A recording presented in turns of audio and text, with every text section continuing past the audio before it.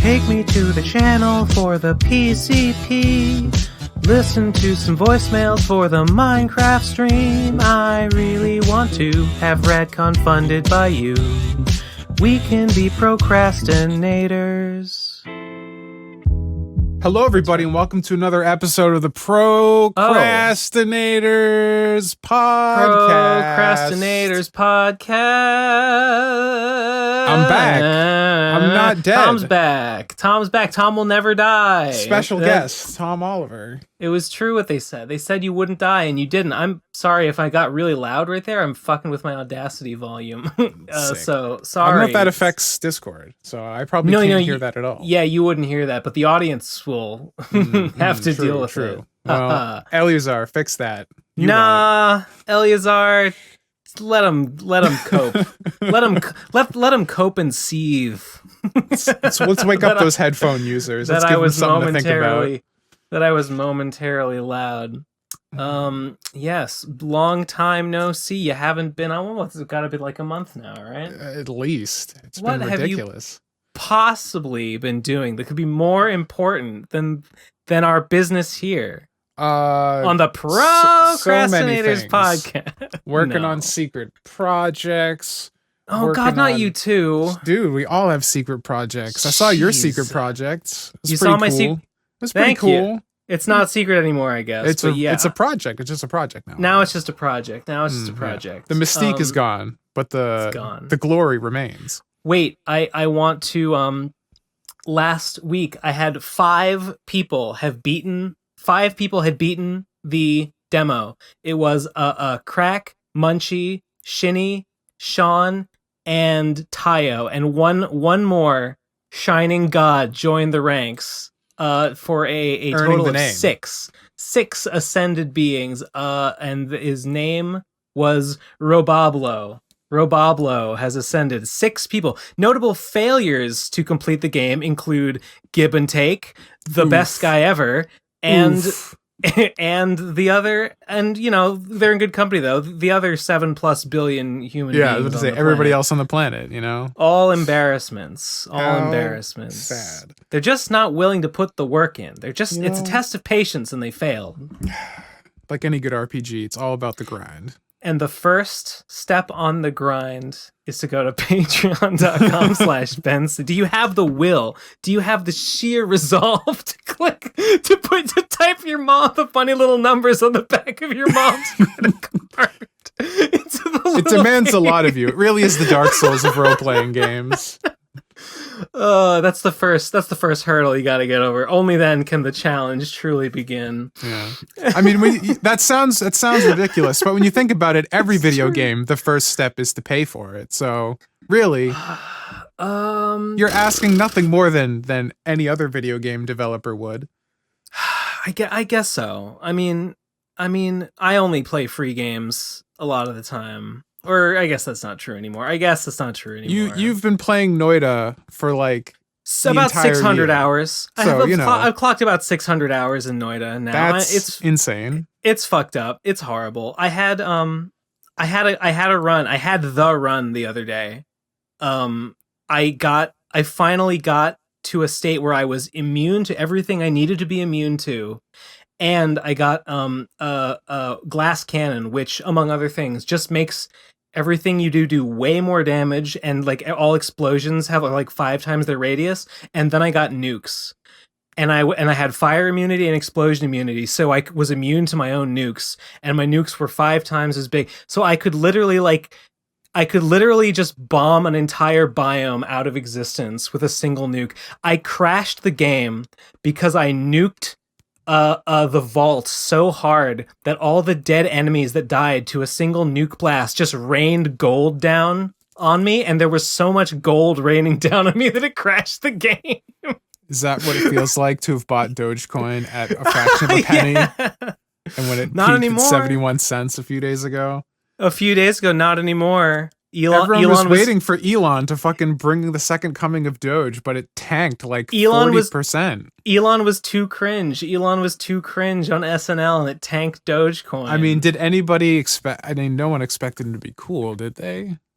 No, but Honestly, The man's many things, but cool is not one of them. Honestly, I was like thinking, I was like, Elon's going on SNL tonight.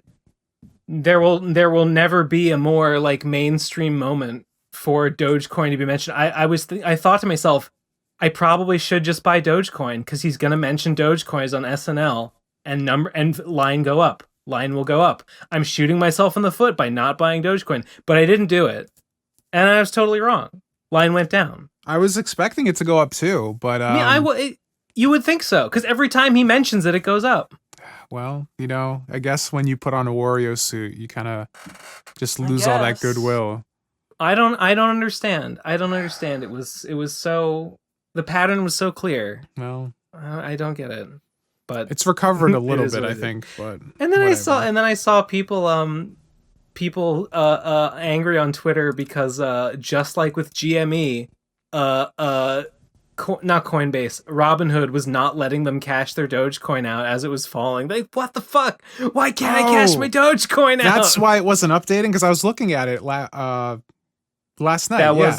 That was happening. There was just like no numbers. I think, oh, is my like internet fucked up or something? But no, I guess Robinhood once again decided to be scum. I mean, what would we expect at this point? They've shown their hand. They really have. The fact that I still use that service is a blight upon my name. I signed up for an account when the shit was going down, but I never ended up using it for anything. Good. I did I did like I made an account with an app called KuCoin that Brian from Clear Value Tax recommended, and I like fucked around with it a little bit. I put in like $100 to just kind of like fuck around with some of the shit in there, because they got weird things in that app. Like you can like sort of like design parameters for a bot that will like auto trade for you, and you can what's the other one? You can like put your money up for like micro loans that like other people will borrow from you and then repay with interest, like loans of like $1. You were talking about before, where you're like running it to see how long it would auto trade and min max your gains. Yeah, I mentioned it. I mentioned it a while ago because I did that a while ago. And I mean, Brian from Clear Value Tax says that he gets like a fucking like 25% return on his investment per year, which is like really an unbelievable return on investment. But I realize that the downside is that you have to like check it every day, and you have to like update your parameters like every day. And I'm just not willing to do that. Yeah. So. Got more important things to do, like make video games. That's right. But I'm fucked because like the money that is in there is in crypto, and like I have to like, there's like I can't just like withdraw the money from it. I have to like send it to some like transfer service. I have to make use of some like third party, another app to like cash my own money back out. So fuck that. Maybe it could make huge gains, but I won't stick with it. I won't check it all the time. I'm not Brian. I'm no Brian. And you're right. Making video games is more important. It is. In the grand scheme of things. It's way more important. I have to prove once and for all that 2D video games are just better. Better than 3. I have to make the ultimate 2-dimensional video game. It's such a shame. You're choosing the inferior dimensions. I can hear you. Are my headphones dead? Oh my god, my headphones are dead. I'm sorry. One sec. Typical attitude from a 2D scrub, not having his headphones ready to go. Meanwhile, the Chad 3D over here. I'm back. I'm sorry if I was talking over you. If it was because my headphones died. I was just giving you shit for being a 2D person. I just think they're neat. I just think sprites are where it's at. Pokemon peaked in Gen 5 and it's all been downhill from there. So I mean, what more proof do you need? I don't know. Final Fantasy 7 is 3D. That's pretty good. People seem to like Final Fantasy 7. I like 6. Okay. I've never played Final Fantasy 7, so I can't say. I'm just going off what other people have told me. Is that right? You never did? Have you played 6? I own it. I haven't played Ugh. 6. I didn't have a Super Nintendo back then. I was a Sega kid. I never beat 6. And if I played 7 was the first Final Fantasy I played. And then I think I played 8. And then I think I played 9, and I never beat 9. And I think I went back and I played 6. And I was like, I got to the end of 9 and then my memory card died and I haven't. I got to the end of 9 and I didn't beat 9 either. And yeah, same story with 6 and 9. I just lost. It's the worst. I just lost momentum at the very end. Yeah. Someday. Now they have like the PC ports where you can like speed up the battles and stuff. I can like maybe I could justify in my busy life like going through the game at like Mach 10. You know, I don't care because I got to the only good part of 9, which is the part where You're Not Alone plays. I got to that part. I've seen the best it has to offer. I don't need any more. Well, okay. The whole game's great, but to each their own. It's fine. It's got 2D and 3D. It's got 3D characters and 2D backgrounds. It's a marriage of two contrasting mediums. Oh, I guess it does have 2D. Yeah. Backgrounds. Kinda? Are they all 2D? Does it like have all painted backgrounds? The overworld and the battle areas are modeled, but all the actual like environments you move around in, they're all pre-rendered. I didn't even know that. Yeah. Well, wait, 7 and 8 are the same, right? Or 7 and 8 like that? Yeah, they all use the pre-rendered backgrounds. Right. Yeah. It's pretty cool. My game is an RPG. That's true. You're not wrong. To say. Incredible. I just I've been spriting. I wanted fancier animations for the things that Phantom does. I made a nice animation for when he drinks. I made a nice animation for when he throws. I was right before we started. I was working on a better one for when wait, I'm not going to say what the last one is. It's a secret. Yeah, it's all just totally aesthetic stuff that doesn't actually get me any closer to releasing the. Yeah, but it feels good. And I mean, I'm not doing it for like money. I'm not making this game so that like I can make ends meet and put food on the table. So like fuck it. Why not just let it take however long it takes? Yeah. And just make it a masterpiece, you know? That's how you do it. Just ignore the proper production and just chase whatever weird fancy strikes your interest of the day. Exactly. Progression doesn't need to be a straight line. Fuck that. Exactly. Do I know what your secret project? Have you mentioned it to me, or do I also not know? I have not mentioned it to anybody. I don't think. Anybody? I don't think so. I don't think I've talked to any of you guys about it. I'll probably be revealing it soon, though, based on the progress that's being made. But I haven't just been doing secret project. I did a bunch of Patreon stuff. Like I send out physical rewards to patrons, and I'm finishing up those. I made Azumi. I'll put a picture in the chat. I did Azumi cookie cutters, and I did Azumi like little figures, and then I printed and folded up some little boxes so you can put little figures in boxes. It looks pretty cool. What possessed, not that I'm complaining, but what possessed you to make Azumi cookie cutters? What gave you that idea? It was just something I learned how to do, and so I was like, oh, let's try it. Let's see what happens. And it worked. Because I had a 3D printer, I had 3D modeling software, and it's like, all right, let's make a cookie cutter and see what happens. And it worked. And there they are. It's pretty sick, and it took a lot of figuring out. But that was one of the things I've been doing instead of being on the podcast, was figuring out how to make all that. My headphones are dead again. Oh my god, Ben, Jesus! Ben, oh my god. How is this possible? What did you do last time if you didn't fix the problem? Has he been this unprofessional the entire time I haven't been on the podcast, or is this a new thing that happens just when I show up? I'm back. I don't know. The batteries are fucked up. Have you made cookies with them though? I have not, because cookies aren't keto. Oh, right, you're keto. Yeah, so. I have been eating so many Parkview cheddar brats. Oh, I get those all the time, too. From Aldi? Yep. Hell yeah. Hell yeah.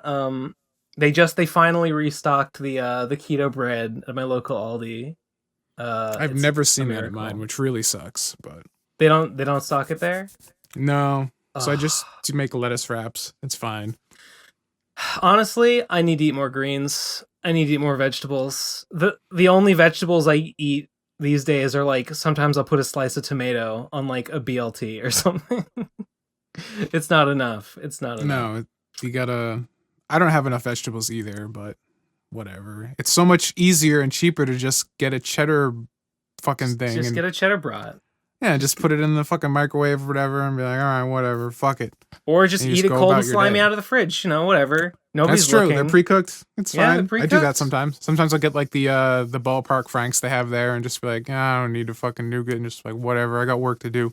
The best I was shocked by this, but the best deal, I think one of the best deals on like fatty meat, the cornerstone of any keto diet that I have found is at no, not Costco, BJ's Wholesale Club.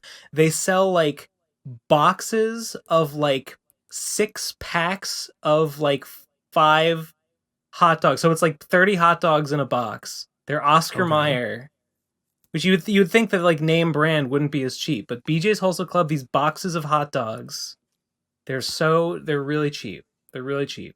I think like the Instacart like just started servicing BJ's, so I've recently gained access to these dogs. Also, little disappointing story. Disappointing story for me today. I ordered sparkling water, and Instacart said that sparkling water, that there was like a different set of flavors, whereas before I would always get berry, lemon, and lime. It said that, oh, now we're selling packs of berry, lime, and peach ginger. And I was like, oh my god, this is going to change everything. This is going to shake up my routine. I ordered them, and nope, it was a lie. They're the same. They got the same three. Nice. It's great. I'm just, I, I just, You just can't trust Instacart. A lot of the times, like the shoppers I get from Instacart, they'll just swap things without telling you that they've swapped things, and so you just get completely random shit that you didn't that ask for. that has And it's happened just like, very rarely. That has happened very why? rarely to me, and I take great pains to like, if I'm concerned that like they might make like now whenever I order from Aldi and I get the gridlocks, I like specifically type in the text box like, "Hi, please only get the red and white gridlocks, thank you." Or if I'm ordering the ice cream, like, "Please only get the keto ice cream." Like I specifically tell them because like I've had some people like, "Oh, they'll just replace it with some other ice cream," or "Oh, they'll just replace it with some other bread." Like, bread's bread, right? No, but Fools. it's when I'm fucking let them know, they generally don't fuck with me. Yeah. I've had pretty good luck with that, and I I always just gi- go I down to the always give them a store. 5-star review, even though I don't know if it helps them at all. Probably doesn't, unfortunately. Probably not. Yeah, sad. Probably just boost the app in the algorithm or something. You're just helping the corporation. We just don't know. I I don't. love, speaking of I corporations, I don't. love how Facebook is super pissed. Did you hear about that? No. What's up with Facebook? So, do you know how like there's been a big spat between Facebook and Apple for the last like couple months? No. You heard about? So, Apple is rolling out this new feature and it just launched like a couple weeks ago in the new version of like the iPhone's OS, where it will every time an application tries to track you, a little pop-up will come up. It's like this app wants to track you. Do you allow it to? And that like fucks Facebook's entire business because it's all about stealthily tracking you across all your fucking shit and selling that data to advertisers. And Apple's like, well, we don't sell ads, so let's just let our users know that all their data is being stolen. And so, like, I guess the opt-out rate has been 96% in the first like month that this Oh. feature's been available, and Facebook's Oh. like fucking panicking because like their entire business is like being blown up right now. Is It's it pretty funny. is it Apple's fault? I don't quite understand. So okay, so the problem here is that people are opting out of having their data harvested, right? Like that's the problem. Yeah, I mean it's a problem for Facebook. It's good for the users, arguably, because like Yeah. all Yeah. these applications, there's like a unique code attached to your iPhone, and that code allows the data to be transferred between applications because it basically puts a name to the face, right? It's like every time you do something, it matches up with that code. So other apps know what you're shopping for, what you're searching for, and things like that. And so Apple added a feature where instead of it just doing that automatically and sharing that number, it's like if you don't want to share this data, you can opt out and we'll just send 00000 for the number. So it can't match you with anything. So the data that it gets is useless. So this was like Apple being like too pro consumer, right? And it like fucked Facebook over. That's the problem. Exactly. I see. And they like took out a big like ad in the New York Times saying Apple's attacking small businesses that rely on our ad platform. So we're sticking up to Apple and all this shit. But then you listen to their earnings call and all the investors are like, oh, fuck. Oh, shit. This is really bad. Our business is going to be so fucked. And it's pretty funny. I just hate them so fucking much. It sucks so much. Jesus Christ. Yeah. This is like... It's grimy. Did you see those? I don't know. Did you see those? The ad, like, have you seen like anti-union ads? Oh, they're the worst. They're the fucking worst. Like the one from I used to be in a union. I just take my why would I pay dues to a union? My employer handles it all better for me anyway, you know? Do you remember last year all the right to repair fear-mongering ads that were airing in Massachusetts? I didn't really see the ads, but I heard about the right to repair stuff. They were so funny. There was this one ad where like it was like first person of some like creepy guy in a parking lot, and some like vulnerable young woman walks over to her car and tries to unlock it, and then this guy comes and like it cuts to black as like she gets like assaulted, and it's like right to repair will allow your family to get raped, and it's just like what the fuck? No, come on, that's not it. What does that mean? What does that mean? They're just fear-mongering, like, oh, if anybody can access the proprietary information of your car, they can like remotely unlock your car and hack your car and attack your family. Like he could get into the car because he hacked into the mainframe. Yeah, it was some really dumb shit. I'm just like, I'm so embarrassed for my state right now. So it's a security. They're saying that the right to security repair presents a security risk. I guess I see. Okay. So fair. You know what? I'm convinced. No on article, whatever. Yeah, whatever the fuck it was. Yeah. Or that, oh god, what company is it? Which one of the airlines was like, instead of paying your union fees, you can buy a new game console every year or some shit. Fuck yeah. Delta. It was Delta who did that, right? They would. Why don't you fucking buy me a fucking... Joke's on you, Delta. No one can buy a fucking video game console. They're all sold out. Oh yeah. People still can't get PS5s?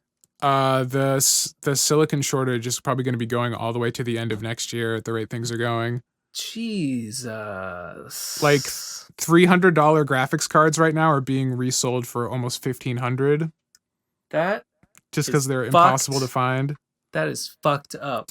The shortage is so bad. Like before, like they would launch a card at MSRP. They'd immediately sell out because like people are using bots to like scalp them all. Yeah. Now the stores are just selling them for 3 times as much because they're like, if they're gonna sell for that, we might as well make 3 times the money.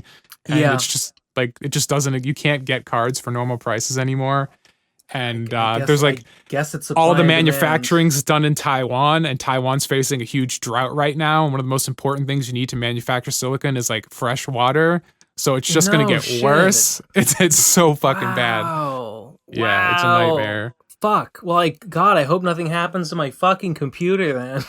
Holy shit. It's like really bad. And then like there was another cryptocurrency that's trying to mine using hard drives. So now like hard drive prices might start skyrocketing too. And it's just, it's great. It's super cool. Very super dope. Good. Very good. Yeah. That's unfortunate. I've just wanted a new graphics card and I can't get one because they're just impossible. It's like I'm not going to spend $2,000 for a $400 graphics card. I refuse. I was watching stream highlights from Your Movie Sucks where he was watching the Dar Man videos. Do you know what those are? No, what's that?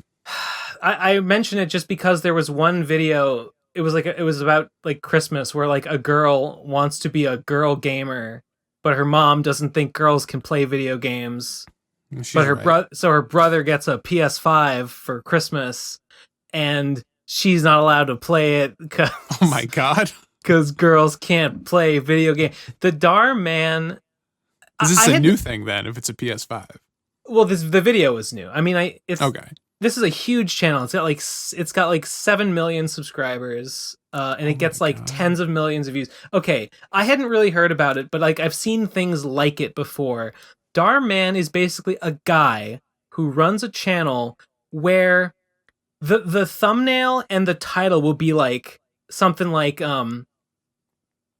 lady accuses black man of, kidnapping a child, but instantly regrets it, right? It's sort of phrased as though it's like candid footage of like, oh, we caught someone being racist, or we caught someone, but it's not that. It's a skit.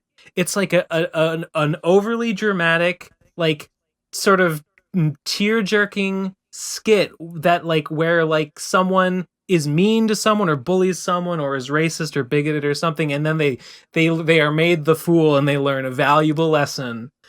And it's always like, you judge me for being a black woman raising a white daughter. Well, you see, I knew her mother and she died of cancer and she was my best friend and I promised to raise that baby, and I'm so sorry I judged you for being a black woman with a white daughter. You ever forgive me? Fascinating. So of course they have millions of subscribers. They have the lowest common denominator views.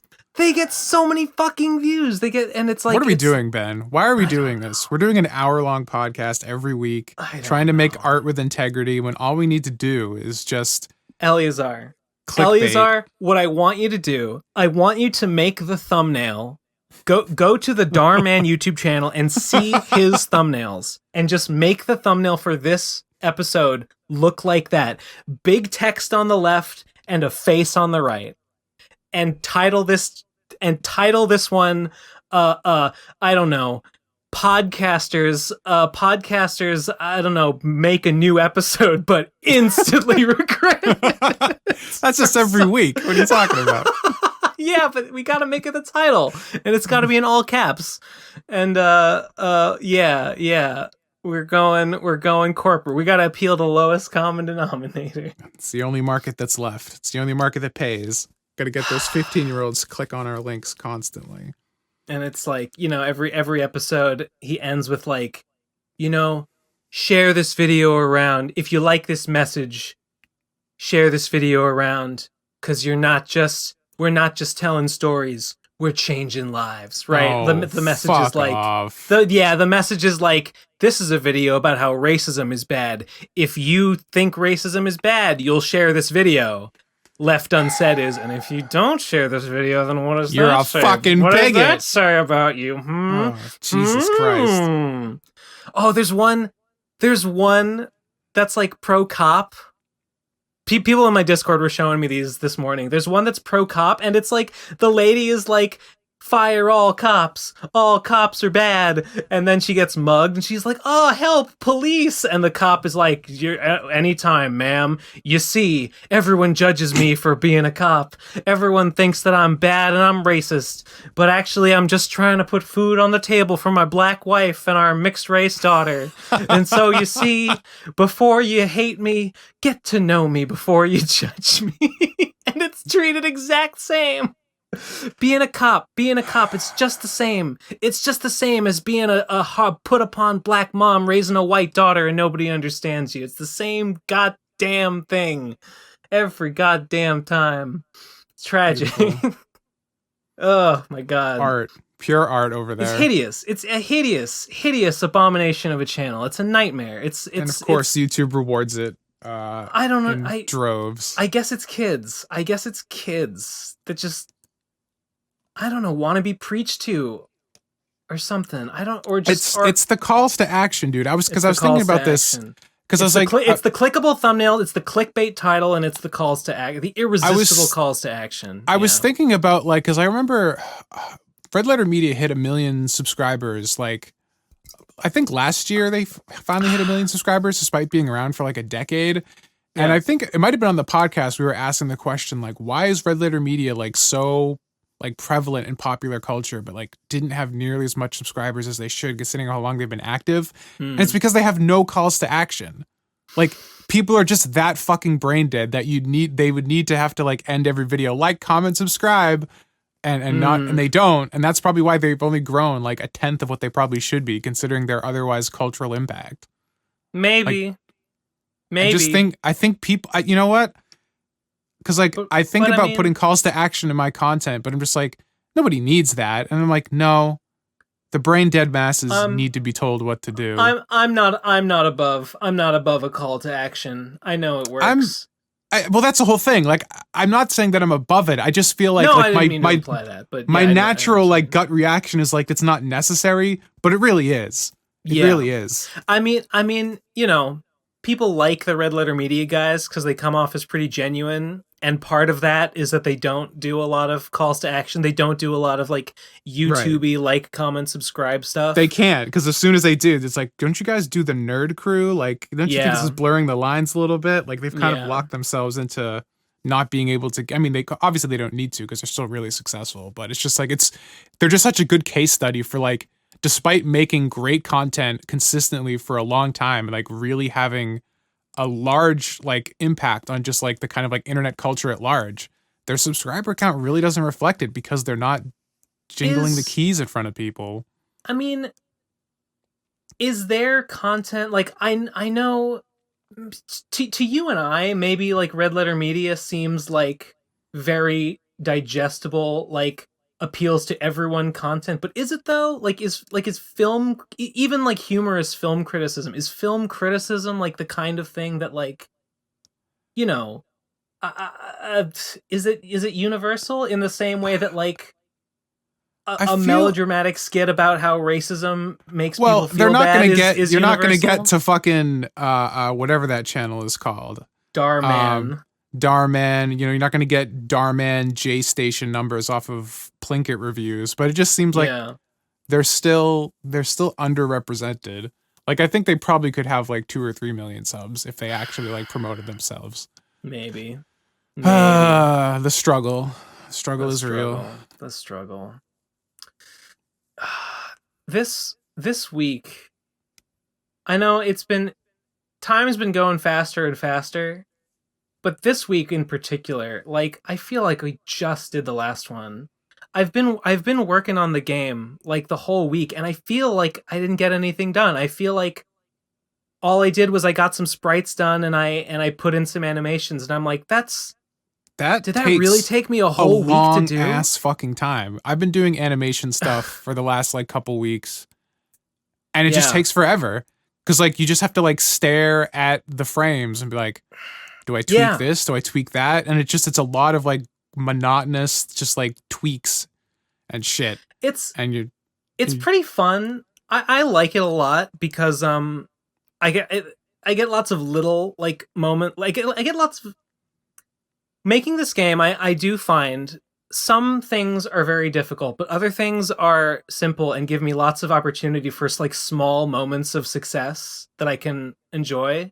Yeah. Like, you know, I mentioned all those like new animations that I added this week, and each time I successfully made one, I'm like, yes, it looks really good when he does that now. Like, oh, another one. Yeah, bam, another one in the bag. You know, I had to make one. I figured out one little change I could do that would make like when you take damage, instead of the number just changing instantly, it like kind of rolls down, sort of like Earthbound, and it looks way better. And I'm like, yes, I nailed it. It's just gotta get that juice. It makes it all fucking good. It's like that physics professor I had that one year who told us that when you solve a problem, feel good about it. Let yourself feel good when you solve a problem, so that your brain will learn that solving physics problems is good, and you'll be motivated to do more. Your physics professor was the best game dev teacher you could ask for. He was a fucking Buddhist hippie, and he was huge. He was enormous. Huge like fat or huge like swole? No, Or just very tall. He wasn't fat, but he wasn't skinny either. He was normal build, but he was like 6'8" or something. He was just like an Jesus enormous man. Christ. Yeah, he was a giant. Yeah, based. That's pretty sick. Yeah. Are you coding the game in Python or like how? I What are you doing? I For am the programming coding the side? game in GML, which is just like the proprietary game maker code. It's very similar Gotcha. to Python in a lot. Like it's a lot like Python. Cool. I don't know. What do you fucking do? What do you fucking do? What Huh? do I do? What do you fucking do? I make polygons move. Do you That's do what I've you been do you doing. code shit? I've done a little bit of Python, and I've looked a little bit into C# Mm. and a little bit into what's it called? GD script, which is Godot's native scripting language. I'm not good at any of them. I'm much Remind more me. interested in the Okay, animation side, but I don't. Okay, to make like the combat, the turn-based combat system, I basically just followed a tutorial that I found on YouTube. sure. There's a lot of junk code in there that is just like there's a whole like magic menu that's in there that I just put in there because the tutorial told me to. But it doesn't do anything and you can't access it. But it's just there because I was following the tutorial. That's in there, and then that part was hard, and like there were parts of it where like, okay, well, he told me to do it this way, but I want to modify it, I want to change it so it does this, okay, and like that was hard. But like after that, basically everything else that I've done code-wise, almost everything else that I've added on top of it is just like increasingly complex like sets of if-else statements, Sure. and it's just I don't feel like I know anything. I don't feel like I'm doing anything. It's surprising how far you can get with if statements, variables, and like a basic kind of like state machine. And you're just like, oh, that's like that is all you exactly need. what it is. That's exactly what it is. It's like the basic loop of the game is that like, the character is there, then like the menu is active. You select something in the menu, you select it, and then the menu goes into wait mode. The character does a little thing. He has a little timer that counts down while he does his thing. And then when he finishes doing the thing, it ticks the box that makes him go back to wait mode, and the menu goes back to active mode. Rinse and repeat. And then in those little actions, it's just a series of, calculate these numbers, apply these numbers, like, move him here and there, off each other's, change his sprite to this and that. Yeah. Yep.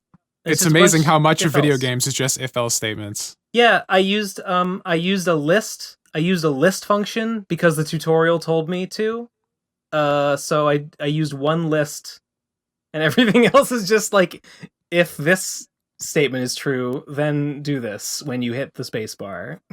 I think the most complicated thing I did in the Azumi and Vertical Slice game was putting in the dialogue system, because I couldn't find a tutorial for it, and I wanted to have it so it would pull text, put it into the box, have it like print out in a typewriter text kind of format, and then also pull up the character's name and portrait with different expressions to go with each line of dialogue.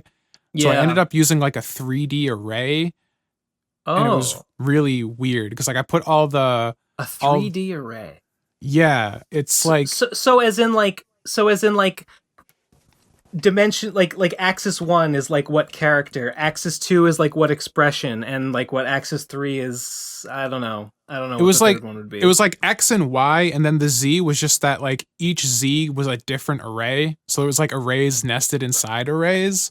So there would be like, you would have oh god, it's been so long. I have a whole video explaining how I did it, but there was like one that had the name of the character that was speaking, the line, and those would be two different columns with the same row, and then the rows would have a number, and it would just like iterate through those numbers, and then on the second array and like the third, like the Z axis, that would be the it would call the animation frames for the portrait sprite, and so it would just count down, and that one column would match up to both all the rows and kind of have everything sync up. It was very strange, but it's pretty cool. Yeah, portrait sprites are something I need to make a bunch of. I used like a placeholder one in the demo, but I want to make a bunch of expressions, and I kind of want to like just like lightly animate them for Yeah. the final game. The speaking of which though, I did manage to do a little shortcut because the champion game that I made a while back, it had I made little fancy like dialogue boxes that like sort of like type out all the characters, and it makes the little Undertale sound. So Yeah, I yeah. like basically just copy pasted like those that like text box code like directly from that game into the new one and just use it again, and it works great. It's It's reusing awesome. code. That's like the 101 of like being smart with your design. Yeah. Why reinvent the wheel? Which Exactly. I believe I also followed a tutorial to make those text boxes in the first place. So I'm just yeah, stealing from myself that I mean, thing which I borrowed from some other guy. that's how you learn. It's just like going through Yeah. tutorials and figuring things out and reverse engineering it. And then you start iterating on that and be like, okay, I understand how this works. How can I tweak it so it does this instead? And that's kind of how Mhm. you learn. And then it becomes kind of second nature. Mhm. Mhm. Making games is sick. It's pretty sick. I'm getting into it, and it's I like I like that it's a series of small tasks that I can complete, and I can finish. I can be like I can have like a list. I wrote out like a list of like here are a bunch of features that I want to add, and I would like work on one for like an hour and then like done, cross it off. Work on another one for like 2 hours, done, cross it off. And like by the end of the day, I've got like 4 or 5 crossed off. I'm like, yes, I made measurable progress. That's fucking wild. Yeah, it's It always feels super good. sick. Feels good. I like it. Um, let's see. Do I have anything else to say about that? No. Sick. No. Ben, have you ever seen on the internet on like Twitter where they'll take like designs of like a corporate logo or something and like switch it with like another company, so like be Burger King but like it looks like a McDonald's logo and like vice versa, and it looks really weird and off-putting because it's like this is an iconography I recognize but they've changed the brand or something like that. So like a logo for McDonald's, but presented in like a Burger King aesthetic. Yeah, so like they'll take like the font choice and like the graphic design of like Burger King, but make it say McDonald's, or like take Coke and make it say Pepsi. Just like switch Uh, the designs, and just like is really I weird. I can picture it, but I don't think I've seen posts like that. No. I've seen a couple of them. The only reason I bring that up is because I walked into Cumbies yesterday. Cumbies. I haven't been in a Cumbies in years. Shout out to Cumbies. Shout outs to Cumbies. And That's that for anyone who doesn't live in like the very specific part of southern New England that we live in. That's short for Cumberland Farms. It's a local institution. yeah, it's just like a convenience store.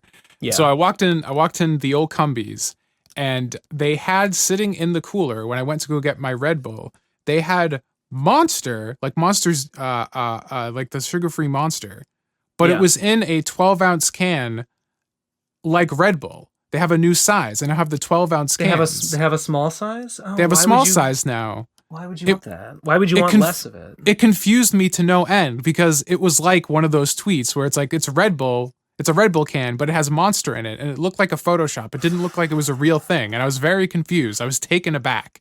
That And sucks. I'm not in the market for that product at all. it was cheaper though. It was cheaper than buying the bigger ones. They were running a sale on it because it was new, so I got 3 of those. And Well, if it's cheaper by volume, then sure. it was. I did the Yeah. math. You know, Good. I'm a Good. frugal man when it comes to my fake money I get from the government to buy things. Absolutely. Absolutely. That's how you got to do it.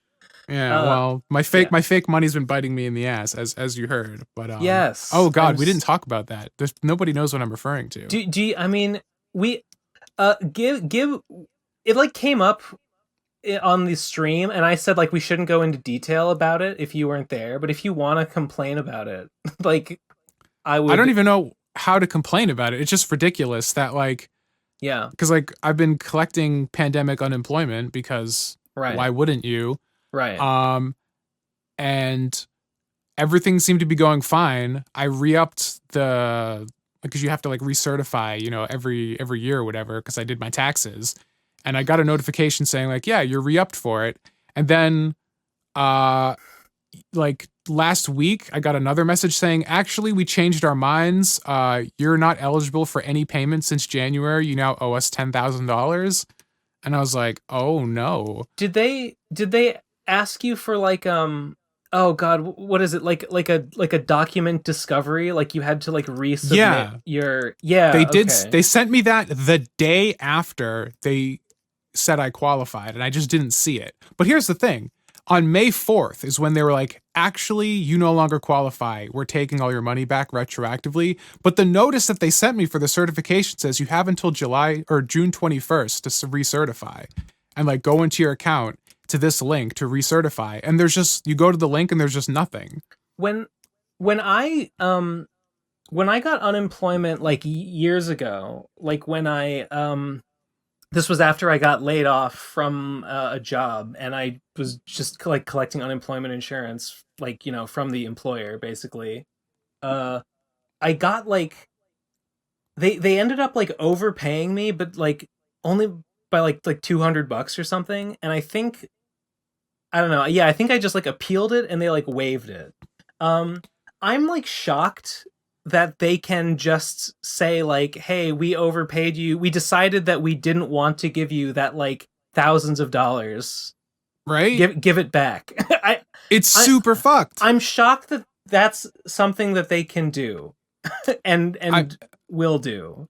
Yeah, they're doing it to me right now. So I It file. You have to seems file an appeal, it which I seems did. fucked up. Yeah, yeah. But like the thing is like you file an appeal and just nothing changes. So like it's not saying like it's in dispute or anything. It's just still saying there on the homepage like you owe 10 grand. But they're like, you still need to keep collecting every week. Yeah. But we won't pay you. You'll just be claiming it. And then when we schedule your for appeal later, maybe in like 4 months, if you win, then we'll give you all the back pay. And if not, we'll just keep all the stuff. So like between now and the appeal, you just don't get paid anymore, which is cool. Nice. And I got on the phone and talked to somebody on the helpline. I'm like, so I have to do this? I'm like, yeah, we're not going to pay you. I'm like, so how do I live? And they were just like, we don't know. Is there anything else we can help you with? And I'm just like, I'll just go have a panic attack now. Bye. Did they? Okay, because I know that they have the there's like regular unemployment, and then there's like the pandemic unemployment assistance, which is like the extra on top of the regular. Did they retroactively cancel like all of it, or just all of it?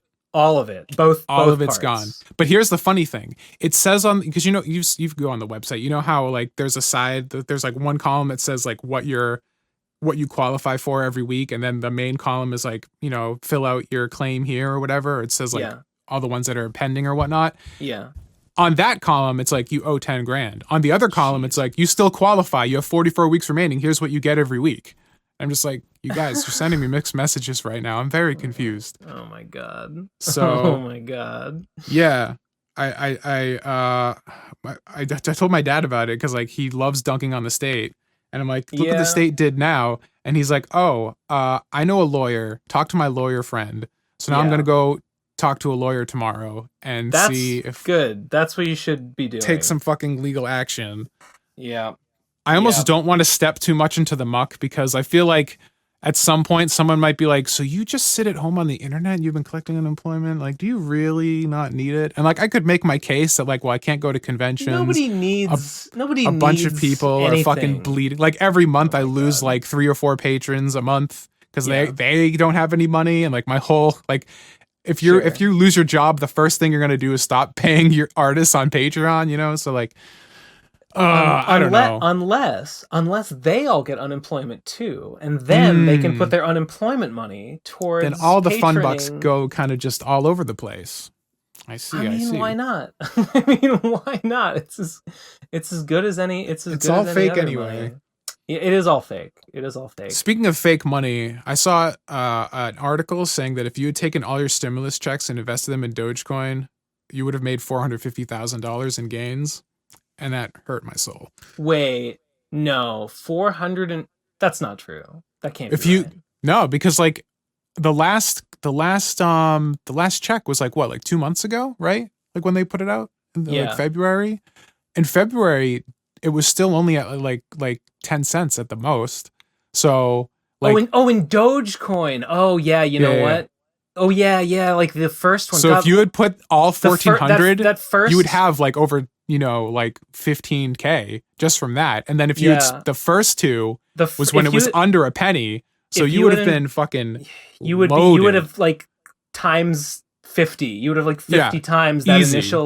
that initial 1200. You're at no, you're right. Yeah, fuck. Yeah, it hurts. God, It hurts to I think hate about. it. I hate Yeah, it so fucking. I I hate almost the cryptocurrency. thing that I hate hurts the most, cryptocurrency. dude. The thing that's weird. I hate owning I cryptocurrency almost put and I my hate whole not fucking owning it. thing into Doge. I almost put that 1400 into Dogecoin, but I was like, no, I'm gonna be safe. I'm gonna bank it. I might be moving this year. I need money. You bought some Little though, did I right? know.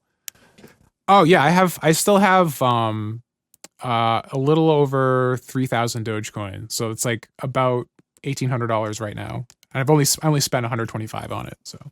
So that's pretty good. It's pretty damn good. And like every time it like hits a peak, I pull 100. So I've already like pulled out like $700 of my 125 investment. And I still have almost so $2,000. so you've made you're net zero, right? Yeah, Like I'm good. yeah, I'm Gucci. So like it can go to zero now and I'll be upset, but like I won't have lost anything. But a couple people in my Discord were saying a few people have made like a couple grand on Dogecoin, and I'm like, I hate Dogecoin. I hate that it's going up, but like, good for them. Like, good yeah. for anyone who isn't like some fucking Wall Street hedge fund manager or like the board of directors on some fucking corporation. Good for anyone who not like that, who manages to squeeze some money out of it. Yeah, I know. Even though I know that those people are the main beneficiaries of this kind of thing. Yeah, I know. Paleo. He put in money before I did. I think he's close to making 10K off Dogecoin right now. Oh God, which is insane. I don't know. I feel like bubble's got to burst at some point, right? Well, it has to, because like the reason, like I kind of wish I'd put more money into Ethereum because I have a little bit of Ethereum that I got for free, and that's doing like really fucking well because Ethereum's like doubled in the last month. But like the reason I've always been bullish about Ethereum ever since it kind of like became a thing because look at you throwing around fancy terminology. Bullish. Bullish is a real word. Oh, excuse me, I'm bullish on Ethereum. Oh, well, la dee da. My dick's been rock hard about Ethereum ever since I first heard about it because people actually build like applications on top of it, whereas like Dogecoin's just a meme. So it's just a meme, but you would have made $400,000 if you invested in that meme. Bro. If I invested in Ethereum, I would have made like $400 million at this point. What? Not since the pandemic. Well, no, but like when I first got my first Ethereum, because I have 0.163 Ethereum, and I got that in 2018 for free from MDOT. What's that worth? Like $20? When I got it, it was worth $25. Now it's worth $650. Wow. So if I had like actually bought some ETH back in like 2018 when I first started thinking about it, I would have had like, I don't know, $10,000-$15,000 in Ethereum. It hurts, man. It hurts my soul. I mean, hell, if I'd bought a Bitcoin 10 years ago, I would be worth $54,000 right now. But what are you gonna do? It's on the one hand, it's super easy to be like hindsight, I could have done anything. Yeah. But like when like you were like right there with your finger over the cursor and decided no, that's when it really stings. Yeah. The only good thing I did is that I had half the amount of ETH that I do now, but because like the way it was done is that MDOT's always been big into Ethereum and like crypto and stuff. He's like big into that shit. Why do you get Ethereum from MDOT? Well, that's what I'm about to explain. He like had sent for like Christmas 2018. He had like sent a bunch of people like hand-drawn postcards with like art on them, just like for people in his Discord server. And then he's like, I've put like 2 digits of like an Ethereum address on each one of these postcards. So if you all get into this Discord server and solve it and like put the number together, you can get this wallet and everyone gets a little bit of Ethereum. And so we did that. And then half the people are like, I don't want this Ethereum. I'm like, oh, give it to me. I'll take it. I like it. This is cool. And so I like doubled my Ethereum from people just not wanting it. And now it's worth $650. I'm like, haha, you idiots. Suckers. I mean, that's what you gotta do, I guess. You just gotta step on your fellow man. But take whatever means necessary. Exactly. I'm a good capitalist like that. I just need Ethereum to get as big as Bitcoin, and then I'll have like 6 or 7 grand, and then I'll feel like a god. Exactly. I didn't learn anything. Special guest Applejack today. That doesn't apply to the situation. No, it really doesn't. I just wanted to say it. That's what the hedge fund managers say when they get bailed out by the government. I didn't learn anything. I was right all along. I was too big to fail all along. Yeehaw! Sweet Apple Acres is getting subsidized by your tax dollar.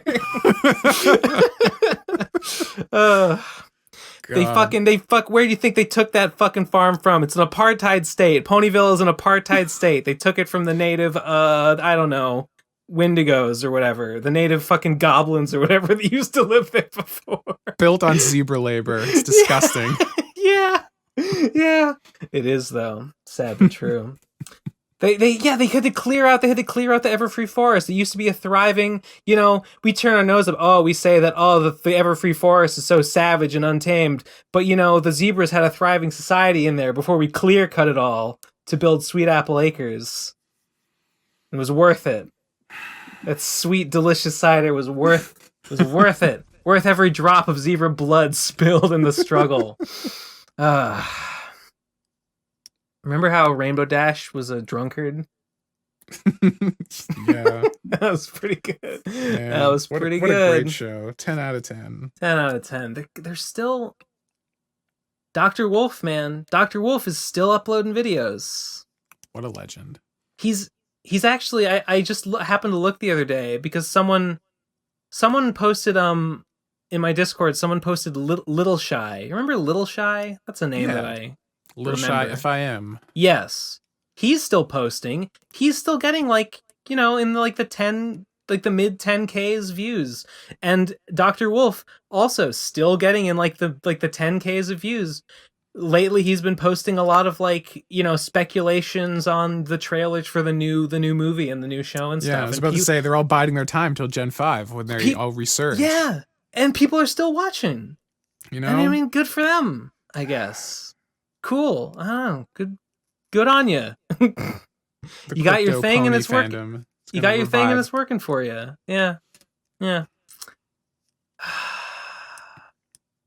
Well, Ben, you just gotta market your game towards the pony fandom that's still active. I'll have you know that I retweeted it on the TBAP account. Well, what you really got to do is you got to send it to Seth at Equestria Daily. That's the bump you need. Honestly, I think I probably will do that. I probably will be like, hey. I made a pony fan game. This is a game that I made about my pony OC, my bro-analysis community OC from years ago. Remember Phantom Horn? He's back, and I made a video game about. I mean, why not? Right? Yeah. Why not? You just gotta have the cover art image, just have an unrelated picture of Trixie for no reason, and Seth will click on it for sure. You mean the pony Trixie? Trixie the pony, not Trixie, right. our associate. I don't want to put. No. I've got a vision. I've got a vision of how I might want the title screen to look, but I tried sketching it out and it looked awkward considering that I had to fit the title and the start options. So I'm like, I have this really cool idea for a visual image, but I don't know if it can actually squeeze it in and make it look good in a start menu. Maybe it could just be a little cinematic image that plays when you hit the start button or something. I don't know. Or maybe it could play before the menu pops up.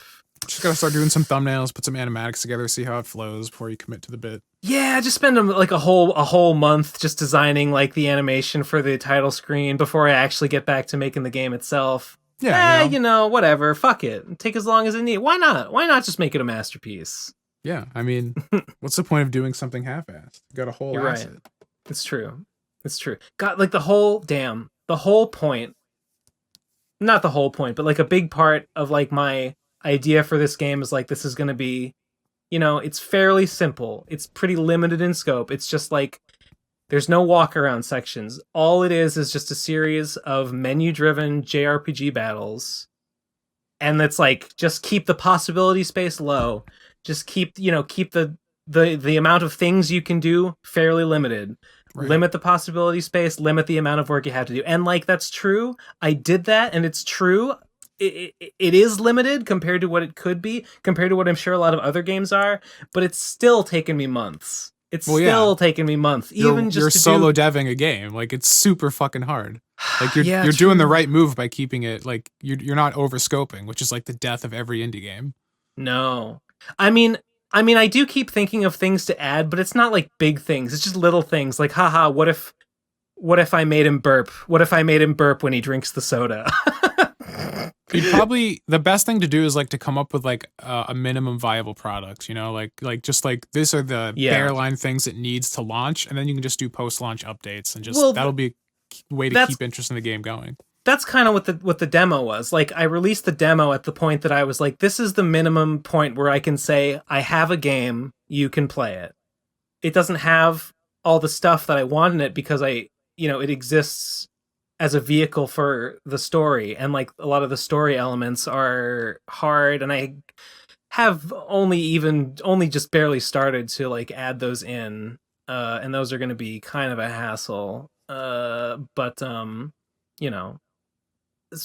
other than that, it's minimum viable product is kind of what I was going for with the demo, as well as like letting people play test it in that form just to see did I fuck it up.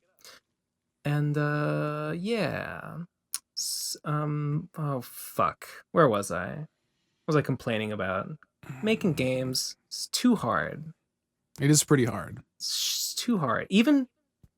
It's too hard, and even though like I'm doing it baby mode, like doing it in Game Maker is like it's like fucking baby mode. Like GML it's like baby pseudocode. It couldn't be any easier. I mean, it's not even. It's on the one hand, it's like baby mode, but like it's not really baby mode. It's like optimized mode because like you can make it in Unity, but like C# is a general programming language. It's not designed to make games. Like people kind of like is C# what you use in Unity? Yeah, Unity uses C#. Okay. But like GML and GD script and Godot, they're like proprietary languages, which kind of suck because they're not transferable. Like you only can use them in those applications, but they're tailor designed to make games with. So like they're more efficient if you're just trying to make video games. Yeah. So yeah. I mean I like to think that in a way it's baby mode, but like it's not like it would improve the product if I had to like hard code in a function for me to like, find the square root of a number so that I can make a projectile move in an arc. Right. Yeah, nobody at the end of the day cares how you made the game. They just care that it works, Yeah. Yeah. Which is why I always find it funny because like I was building the vertical slice in a visual scripting language. I wasn't even doing any coding for that. And like you'd go look up tutorials for it and a bunch of people would be like, oh, this is so dumb. Anybody who does this is an idiot. Like you only have to code. And it's just like, nobody cares. Nobody cares that it wasn't hard coded. They just care if the game's fun. When I when I made the Champion game, I started with Game Maker, and Game Maker comes with a suite of drag and drop functions, and I started making it using the drag and drop, but like I regretted it because I realized that like a lot of bugs that I ended up being really hard to fix just came from the drag and drop because the drag and drops don't work that cleanly for some reason. I just found that they introduced a lot of problems that and I just ended up coming away thinking like the drag and drop game functions are like a noob trap. That's like it's easier to just write the code and tell it what to do than to like put these fucking black box drag and drop functions in and make a weird fucking flowchart of them. Like it's just easier. It's just easier to just write it out. in a bunch of if-else statements. Yeah, So this time I haven't used any of that at all, and I wouldn't really recommend it. I think it's just it didn't. I don't think it ended up saving me like any effort at all when I tried to use it the first time. I kind of disagree. I feel like visual scripting was a way for me to get into game design and like demystify what is it. visual scripting? Like the drag and drop thing like you're talking about. Oh, like okay. making game logic without doing actual programming. In Godot. Or in anything, because there's a bunch of engines that do no code. Like I used Construct 3 to make the vertical slice, and that's all using an event sheet. So instead of writing lines of code, you can pick from like pre-assigned blocks that do certain things, then it triggers them like downward, like from top to bottom. It goes through the event sheet, and you can make like basic state machines and stuff using those. And that eventually I ran into issues where I couldn't figure out. I think it was more of a me problem than like the visual scripting itself of like getting my states to work properly, like with interacting with enemies. But that was, for me, as someone who's much more visual learning, like being able to like demystify the code and like break it down into like actual English, it helped me learn a lot of like underlying programming concepts that when I was reading tutorials for like GDScript and C# didn't make any sense. Like I didn't understand functions until I did them visually, and then I realized, oh, the parameters are placeholders for values you pull when using the function later. Like I didn't get that when I was reading the GDScript documentation, because the documentation on Godot is like really bad. It just assumes you know Python. It's like the documentation's like, it's like Python except this. And as someone who didn't know Python, I was like, I have no idea what you're talking about. So I mean, if you're someone who's like predisposed to computer science in general, just program. But if you're like afraid of it, I think like having visual scripting stuff is a good kind of like first step to just like get something done. I think the most important thing is to get something shipped and out of the door. And like when you make like your first little baby like Pong game that might have just been like dragging a couple blocks in and it works, like it goes from something you can't do to something you can do. And I think that's a huge, big, important first step. Did you do any like math in college? No. Not at all. No. Maybe that's the difference, because I mean, like, I didn't even do like advanced high school math. Like I was so dumb at math. They like you're just not math. a math guy. Okay. Not at all. Not at all. I get it. I mean, maybe that's the difference, because like I got my physics degree and I had to take a bunch of like semi-advanced math and stuff. Maybe, I mean, writing in GML is just, it's a lot of like, it's not math, but it's, you take a function and you put the operand in the fucking brackets, and then the operator operates on it, and then it, iterates on it in a sort of math-like way. And I don't know, maybe I just find that maybe I'm just kind of practiced at the sort of thinking that writing code in that way demands. Yeah. I mean, now that I've done like a lot of visual scripting stuff, like I can look at code and understand much better what it's doing, because it's just being able to translate. It's like any other language, being able to understand like what the basic kind of linguistic functions of it are, for lack of a better term. Like once you know what an if-else statement is, you can look at code and be like, oh, I understand what's going on there. Whereas before, you'd be like, what the fuck does this mean? Yeah. It's all good. It's all about finding the right tool for your skill set. Sure. I mean, whatever. At the end of the day, it's whatever works. I just found that I went into Game Maker being like, oh, I'm so glad I don't need to learn code because I have these drag and drop functions, and I left thinking like, why did I even bother with the drag and drop functions? The code is like not significantly more difficult to understand. At least that was my experience with it. Sure. But I guess my point is just that like, if the drag and drop thing wasn't there, would you have ever made a game in the first place? It's that breaking down of the barrier that's really helpful. I turn my nose up at it now, but at the same time, yeah, there must have been a period where I was dragging and dropping, and then because like you can take a drag and drop function and then you can say like, okay, actually just show me the code, just convert this drag and drop block into raw code, and it will just turn it into a block of code for you, and you can look at it and edit it as you want, and you can like see what's in it that made it do the thing. So yeah, I probably did go through a bit of like a transitionary period wherein I come to understand what is going on inside the blocks, open them up and look around inside them and go, oh, I see. Well, all I really need is this, so I could just take this and put this over here and instead of all this other stuff that's in here or whatever. And yeah, and then I'm like, okay, so now I know how to do it without the blocks, but like I built it with the blocks in the first place that kind of got me there. That's probably true. Yeah. Now that you mention it. Yep. Make games. Hey, you there? Or my headphone's dead again? Oh, okay. Hello. Charge the fucking battery, Ben. You're right.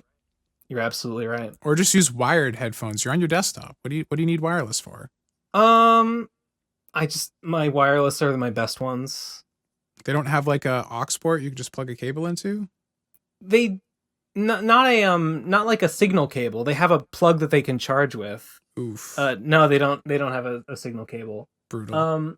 I forgot to mention. I mentioned that this week I had the run in Noida, and I just want to mention that I had my nukes. I had all my immunities. I was a complete god. I was running around nuking entire biomes, raining gold, so much gold down on me that it crashed the game. And I just died fucking around with wands. I just died fucking around with my wands and like shot myself with a bullet that killed me by accident. It was I will try not to go too much into detail about it because I could explain it all day, but the short version is I was using modifiers that add extra damage at the cost of making the bullet deadly to you, but I was further modifying them with another thing that makes the projectile's lifetime equal to 0, so it doesn't travel at all and it can't hit you. Long story short, I took off that no lifetime thing that makes the projectiles disappear. So the projectiles were in fact flying around, and I fired a shot, and the bullets whizzed all around, and I was like, oh wow, those are like incredibly deadly. If any of those had hit me, I'd have been fucking dead. Haha. And then I shot it again, and they killed me. And I was like, why didn't I just not do that? Why didn't I simply not do it? That was fate telling you to start working on your game again. You know, honestly, that's how it is now. I'll get on if I boot up Noida and I have a good run takes a long time. I'll be playing it for like several hours and I'll be like, yes, this is the run. And then I die in a stupid way, but I'm just like, you know what? Good. I shouldn't play any more Noida. I'm free now. You've said that multiple times though, and you keep dragging yourself back to Noida. Please forgive me, baby. I'm sorry I shat on you in the Pro Crastinators podcast. Just one more run. It'll be different this time. But it's never different. No, baby. This time I promise you'll get explosion immunity and fire resistance and glass cannon and nukes. This time, this'll be the run. But it's never the run. That one could have been the run. Whatever. I met the goal. I met the goal that I wanted, which was seeing what it's like to fire a nuke with glass cannon and survive. And it was, I mean, I already told you about the gold. I don't need to explain. I don't need to explain how glorious it was. What more could you ask for? I guess it's finally time to move on to another game. No. No.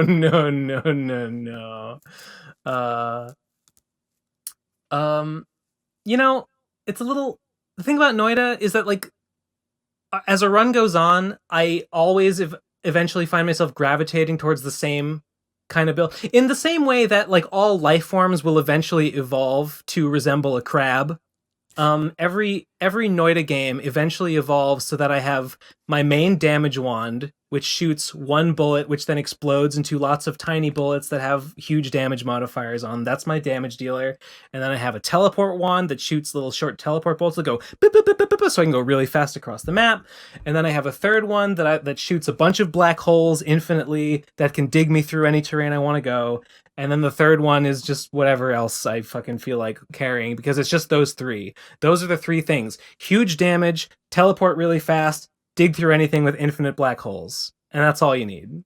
So in a long enough time frame, every Noida game kind of ends up looking the same. If I'm being perfectly honest with myself, which I always am. It's good to know. Yeah, sad but true. People were trying to get me to play Isaac. I don't know. I don't know if I want to go back. It's a classic. I mean, I used to be really into it. I played a lot of it back in like 2015 or so, 14. They released like an updated version, didn't they? Yeah, well, people were telling. I think pretty recently they did, and apparently like people really like it, and it's got a lot of stuff in it, and like. But I mean, I feel like I had my fun with Isaac years ago. I don't know if I want to do it again. Well, it's always there, tempting. I know it's a good game. It's a fun game.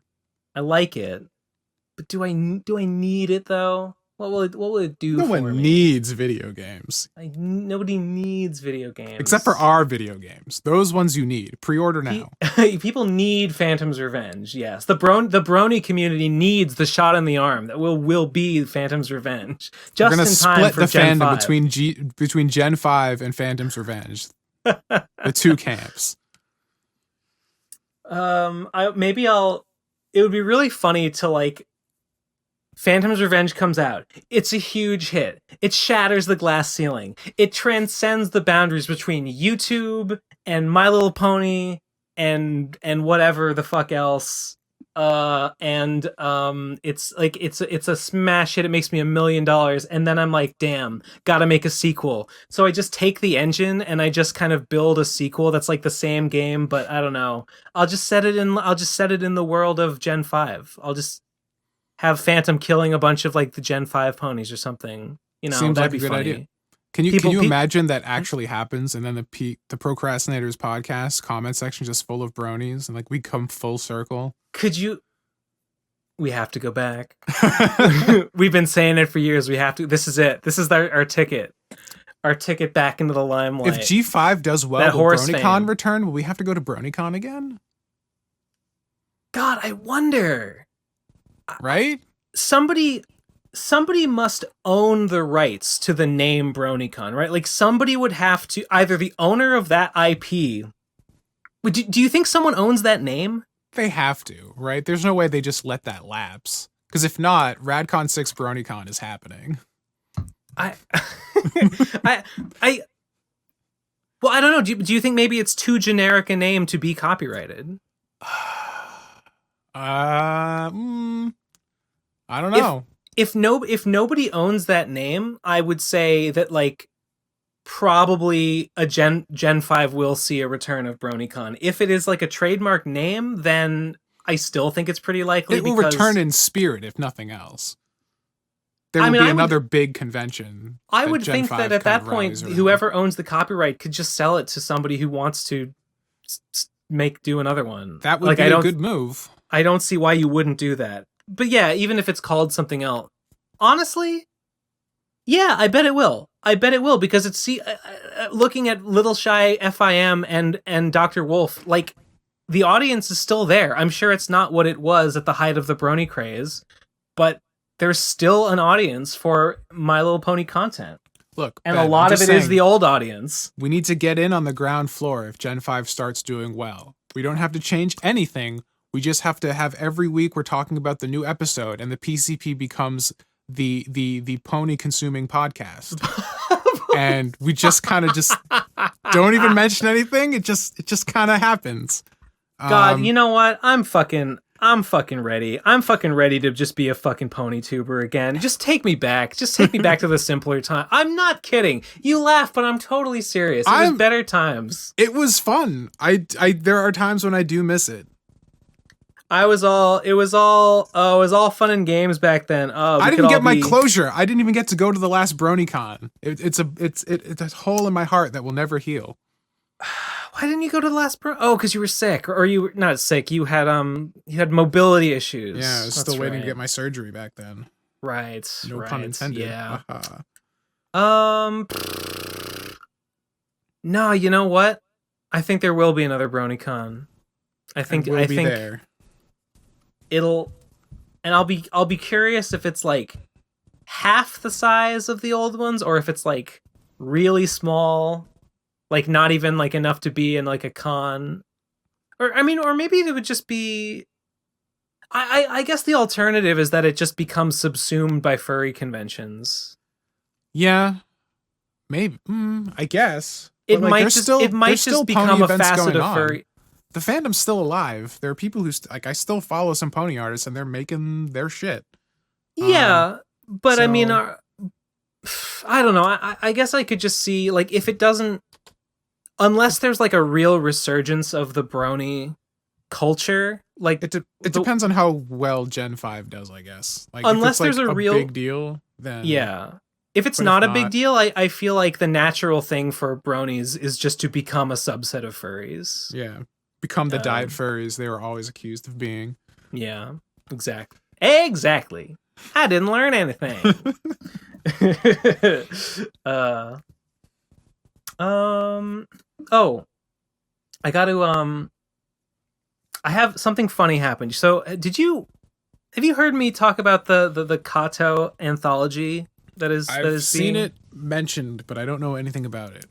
Well, yeah, they were a comics anthology they're gonna do a Kickstarter in this pretty soon. Actually, shit, the Kickstarter might even be running by the time this episode comes out, or like pretty close. Yeah, and they last month they were looking for submissions. I think submissions are closed now, but they asked me if they could publish the White Lion, which is like that old chestnut, and I was like, sure, yeah, we can put that in if you want that. And they asked me like for the files, and I was like, okay, sure, I'll get you the image files. And I was looking through my computer, and I could only find the ones that I have that are saved at website size, so like 900 pixels across, as in like completely inadequate for print. And so I'm like, well, fuck. So I had to dig up the originals, which I happen to have in my closet here. I dug up the original, like drawn versions, the inked pages of White Lion, and I am going to rescan them at high res. And so I will be giving the Kato anthology the like I guess the HD remasters. It'll be the HD remasters of the White Lion. It'll be never before printed, never before seen anywhere. They will be making their White debut. Lion 1.5 remix.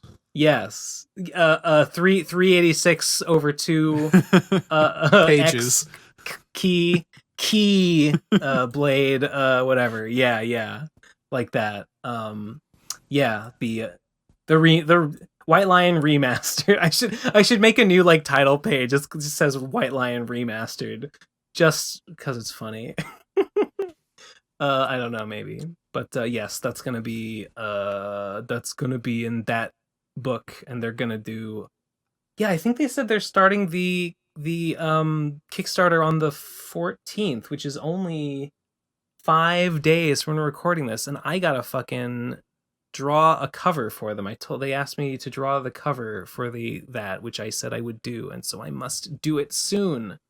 That's just another, I didn't even get to do any of that this week, but that was just like the other stuff that I had to do for that was just another thing. Like this week went by faster than usual. I really feel like I feel like we just recorded the last episode. It actually really freaked me out. Like yesterday when I'm like, oh my God, it's Sunday tomorrow already. We just recorded an episode. What the hell? It actually kind of upset me because it's a very strange feeling when that happens. It felt just like what did I even do? And you start having like a minor kind of like freak out. You're just like, so what happened yesterday? What did I do the day before that? And what the day before that? Where did it all go?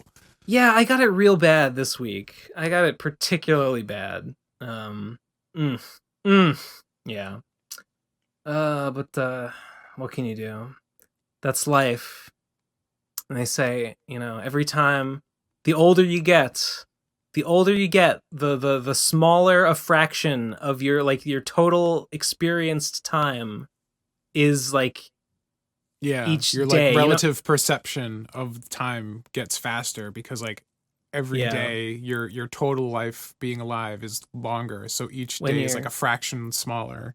when you're 10, a year is 10% of your entire life, and when you're 50, a year is 2% of your entire life. So there you go. I don't know. The worst. The worst. Terrible, terrible, awful nightmare world we live in. Yeah. Uh what do you think about voicemails? It's the part I've been dreading this entire hour and 20 minutes getting to this point. Last episode we did 2 hours of voicemails. I don't want to hear that. There's no way. I don't believe it. How much of a penalty do I take if I leave early? I don't. We have a formula. Oh God. There's no. We can't. Surely we won't do that again. Surely, because last time we scolded everyone and we told them, "Hey, script your voicemails. Don't just ramble I just kind of think So surely these will all be succinct and to the point and not annoying. Our audience always listens to us. They are cherubs, absolute cherubs, every single one of them. We have a page and a half. A page and a half, which is that's normal. Okay, let's do it. No. Bullet time. Bullet round. First one is called Dead Leaves. 3, 2, 1, go. Hey Ben, you should check out Dead Leaves if you haven't already. It's a 2004 anime by Hiroyuki Imaishi. It is 45 minutes of constant frenetic action, and they shoot a ton of cops. You'd probably enjoy it. I think I've seen it. It sounds cool. It's the one with ask. It's the one with the guy with the TV head, right? The one guy's got a TV head. I think I've seen it. And I think it was cool. I honestly don't remember. Thanks for the recommendation. Sounds cool. I'm gonna check it out. If you Google it, you'll recognize what it looks like. It's the guy with the TV head. That's what I think of. It doesn't look like it should be called Dead Leaves. I don't know why it's called that. I searched Dead Leaves and I just got dead leaves, like leaves on the ground. No, you gotta go Dead Leaves anime. Yeah, now I'm seeing it. Yeah, there it is. Is this a Trigger thing? It looks very Trigger. I don't think it is Trigger, but it does look very They're Trigger. definitely Trigger inspired. Yeah. Okay, next voicemail is called The Digital Indra. 3, 2, 1, go. Hello. I just wanted to say I've been a long-time listener of the podcast. And by a long-time listener, I mean I've listened to probably about 10 episodes and figured... That's so many. That's like 30 hours. I'm in on all the jokes now. Anywho, just wanted to let you know I'm seizing the means of production and producing my own podcast with blackjack and hookers. You can't do that. Of course. You're not allowed to do that. So, that's basically it. Keep on keeping on. Return the scrolls, Ben. And Tom will never die. Keep it sleazy, bitches. What was the point of this voicemail? That we've inspired him to create content. I don't care. Well, I'm happy. I was gonna be annoyed because I thought he was just gonna plug his own podcast, but then he didn't plug his own podcast. So I'm like, oh, okay. Well, I guess I shouldn't be mad. But then, well, if he's not gonna shamelessly plug himself, then what was the point? It was a what was the point? 39 seconds I'll never get back. Oh God. Do you think I'm proud? Do you think I'm proud to think that there are more podcasts out there in the world because of me? No, I'm ashamed. I've done harm. If you're not making pony fan games, you're not using your time correctly. No. do as I do, not as I say. Next voicemail is called, oh god, it's 1:13. It better be worth it. It's called Super Volteca. 3, 2, 1, go. So guys, how would you feel if all the Kickstarters that the PCP made over the years ended up getting featured on an episode of Kick Scammers? Now, for those that don't know, Kick Scammers is this great series on YouTube hosted by this guy named DJ Slow. He's also like a frequent collaborator with Guru I Larry. feel like who's, I've already one of gotten the gist of goats the YouTube question. right now. Well, you see, Kick Scammers is a show where he covers some of the oddest, stupidest, and most dreadful crowdfunding campaigns to ever grace this miserable hellscape that we're forced to call Earth.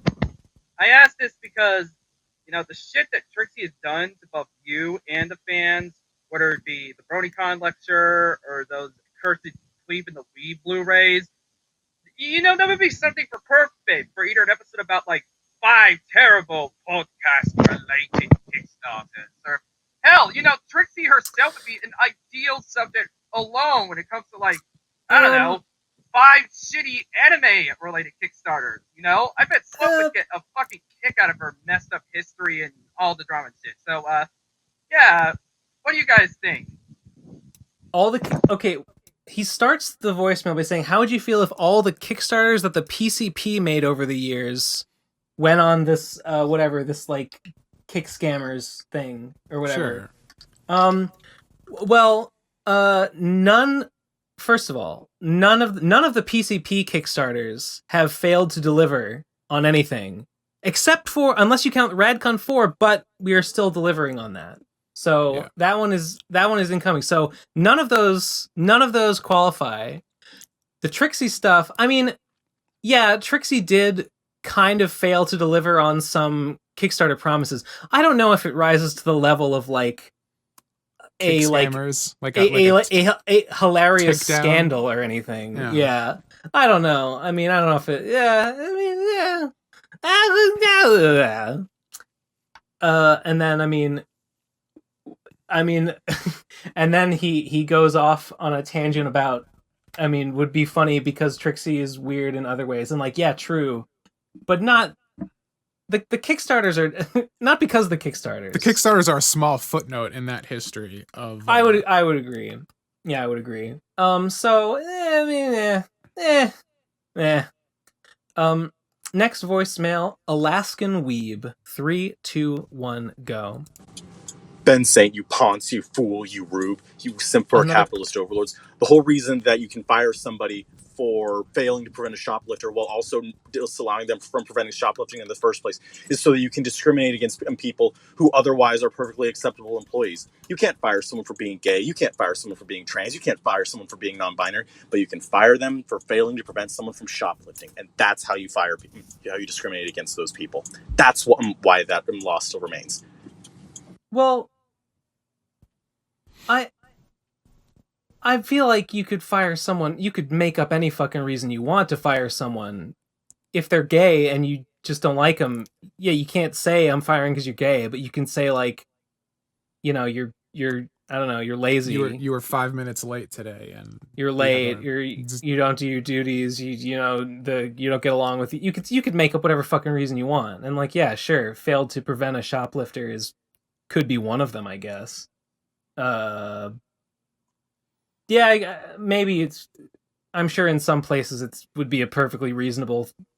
I mean, you don't always even have to give a reason why you're firing someone, right? I think that's state by state. I don't think every state requires that an employer specifically tell you why. Maybe they do. Fucked up, but it would be. It's kind of fucked up, yeah. Next voicemail. Oh God, I'm gonna have to hear my own voice on the episode. 3, 2, 1, go. Okay, I go to make a shit post, take the Garbaggio yelling thing and pretend it's about Yig, but no. Okay, I go onto Trixie's Twitter and she posted TikTok where it's literally her just reviewing rest stops. Why isn't Riley stopping her? Doesn't Riley want to make sure that they don't get doxxed, no one calls the police whenever they're straight up saying what rest areas they're at? Why? She posts them later. They're already gone. I thought you didn't want to show the RV so people could call it. Why? She posts them later after they've already left, so it's not dox worthy. I just want to say, funny thing that happened this week. Just gotta mention it. Is I actually caught Riley in the comments of the Yig video claiming to have an RV when they don't have an RV. He straight up said, or someone said RV, and he said, "Oh no, this video was before the RV. This was before we got the RV. When they don't have an RV." He's straight up just lying about it, and it's so fucking God. funny. Okay, I'm sorry. It's tangent. It's not important. It's just whatever. That's for me.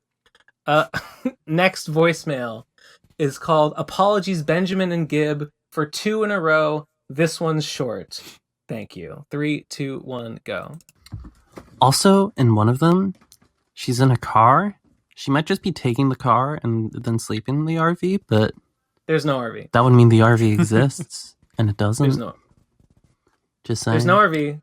It's the same car. It's the same car that they've used in all their previous road trips. You can tell because it has a telltale crack in the windshield, and it's been there the whole time. So that's fun fact. There's some deep lore to this already. I've been away for a few weeks, and there's all sorts of layers that I didn't even know existed until now. Internet sleuths have cracked this case wide open. Much like the windshield. Gotta plug. And if there were any doubt about whether the RV exists, all you have to do is go to isthereinrvyet.com, and you can have it answered, and you will be up to date on the answer to that question at all times. So we've got you covered. Next voicemail is called Frost Drive. 3, 2, 1, go. Gib and Ben. And Gib's not Tom. here, sucker. You guys Okay. really like Yeah. video game commentators, YouTubers that talk about video games. I do. on I'm length, ashamed right? of it, but I do. There's a YouTuber I know of who's virtually unknown. His name is Ray R Reviewing, and his videos are really insane. I think you guys would like him. He even has puppets in his show and everything, and it's so good. Some videos are an hour plus long, and it's amazing. If you like video game commentators, check out Ray R Reviewing. Maybe talk about him on the show, because that'd be pretty cool. But if not, I mean, at least check him out. Ray R Reviewing. Let's see. All one word. Ray R. Like the word R. Do you think this is his YouTube channel?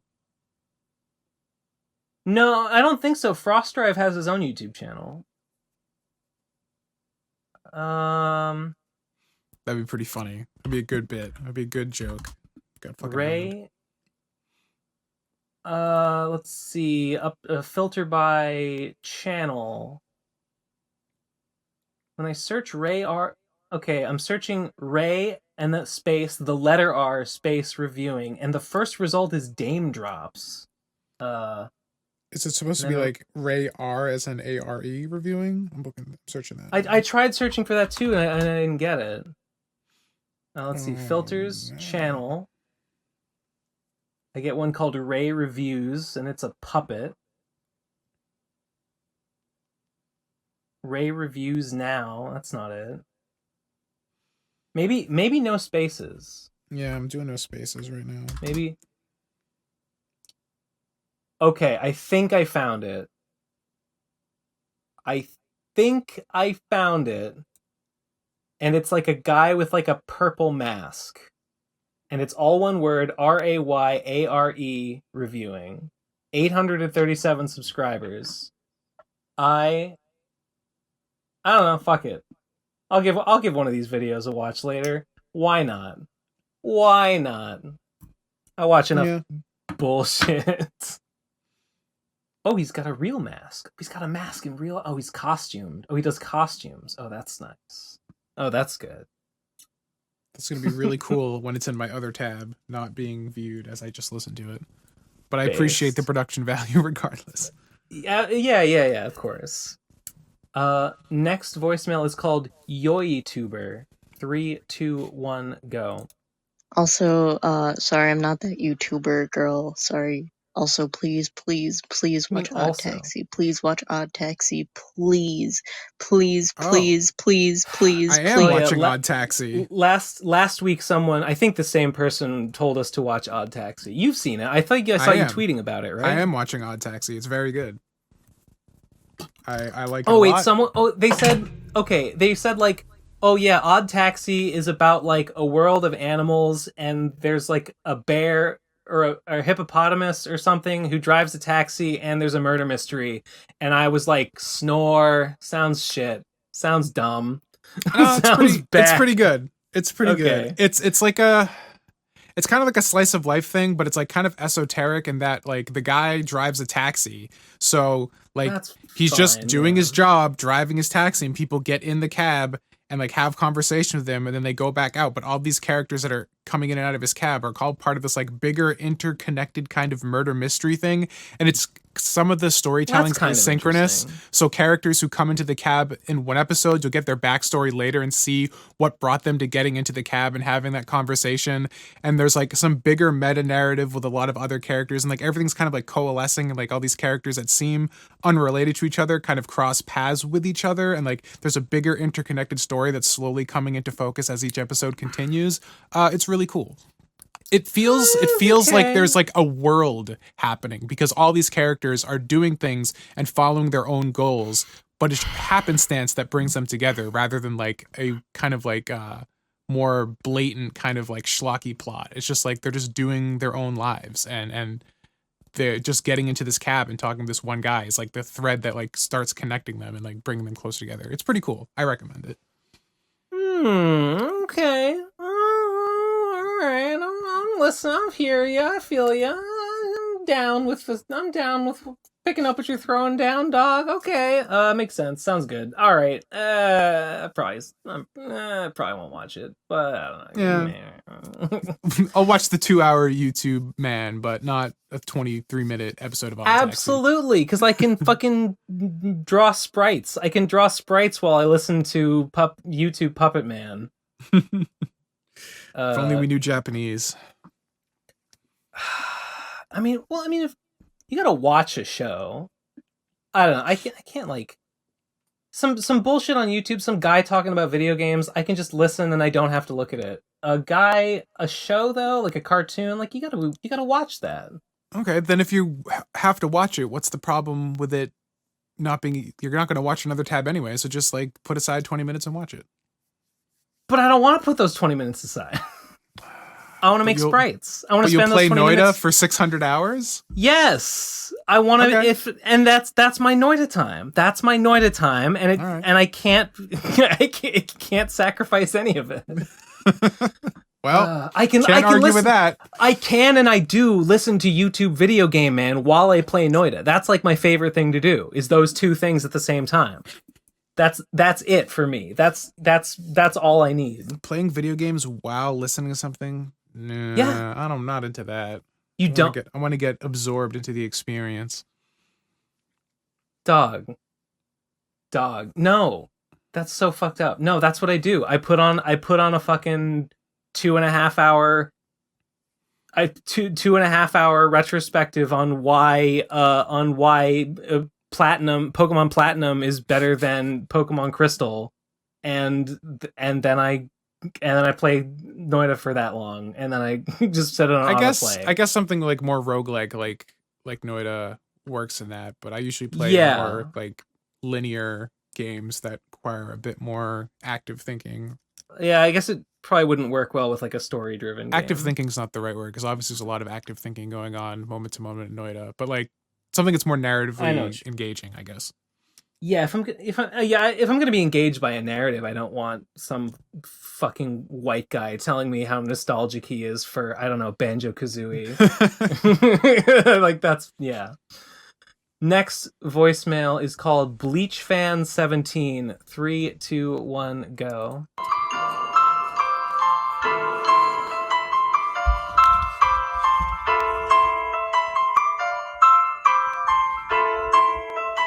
Okay. Learning. We're 15 seconds in. Those who do not know what love is, liken it to beauty. Those who claim to know what love is, liken it to ugliness. Bleach Volume 20, End of Hypnosis. Beautiful.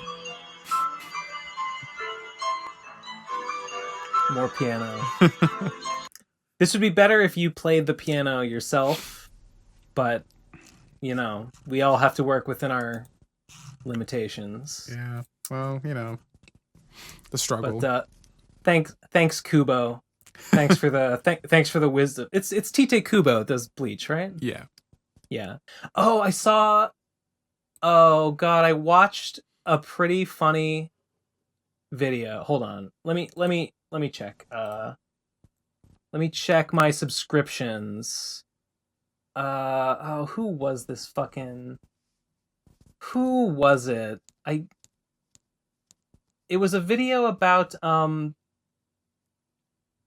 Pixie Terry. Is that her name? I have no idea who that is. You know this cosplay lolcow.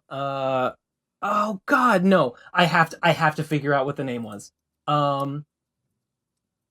You're definitely more knowledgeable. YouTube, on why lolcows won't you than I just am. fucking show me? Okay. The channel was Cecil McFly. Yes.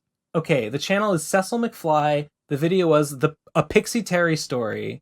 And this is the story of I'd heard of this person before, but this is basically like an in-depth like her whole story on the internet, and she's basically like I was gonna say female AFAB Chris Chan, who wanted to be like a cosplay, wanted to be a gravure model, basically was like trans Asian, like claimed to be Japanese even though she wasn't.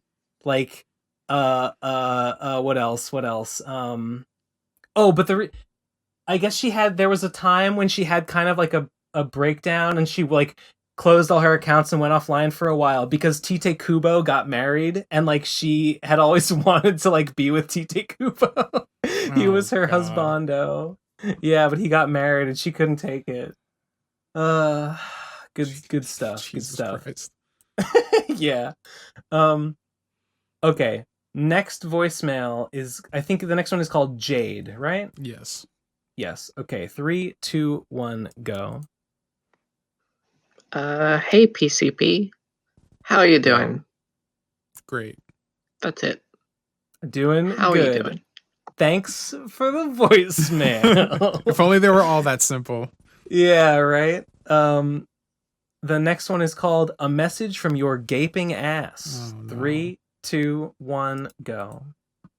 Are you actually kidding me, Ben? You've made me sit here for over a year waiting on the Sonichu 102 lecture so you could sit around making a shitty game?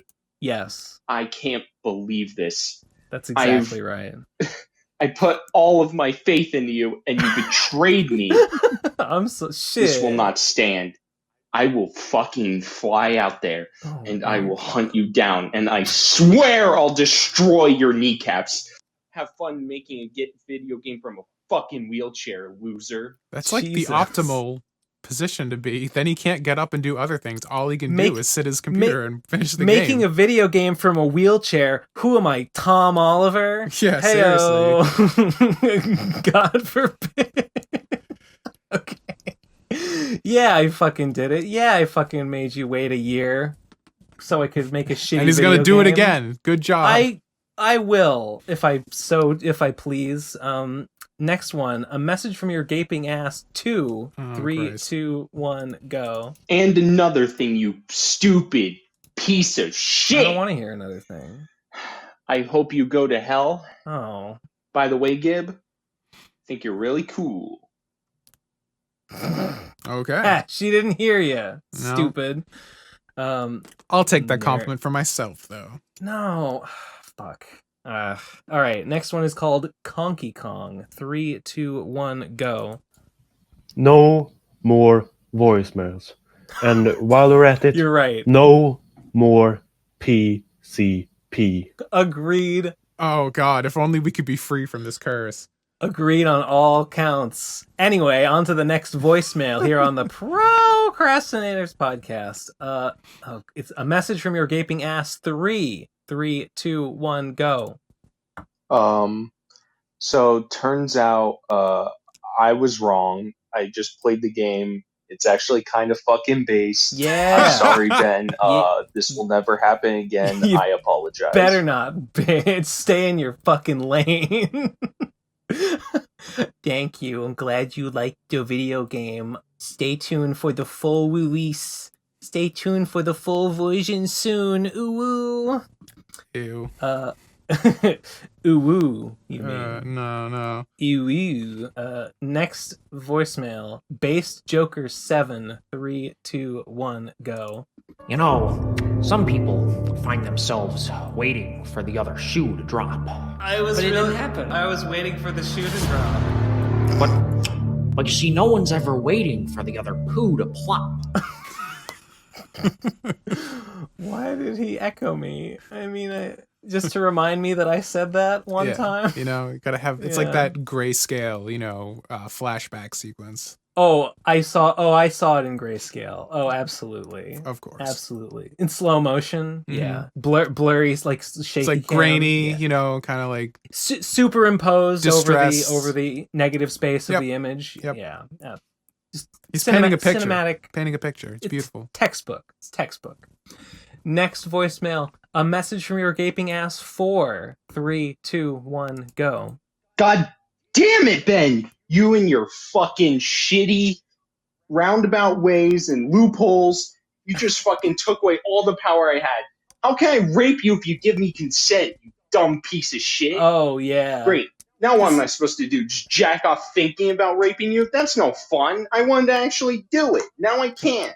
Can't do it. I did it. I cracked the code. I cracked the code. No more rape. No more rape. Universal consent. If Andrew Yang gets elected mayor of New York, I hope he does away with his stupid universal basic income and implements a policy of universal basic consent. And that's where we can abolish rape. You know what? This joke is played out.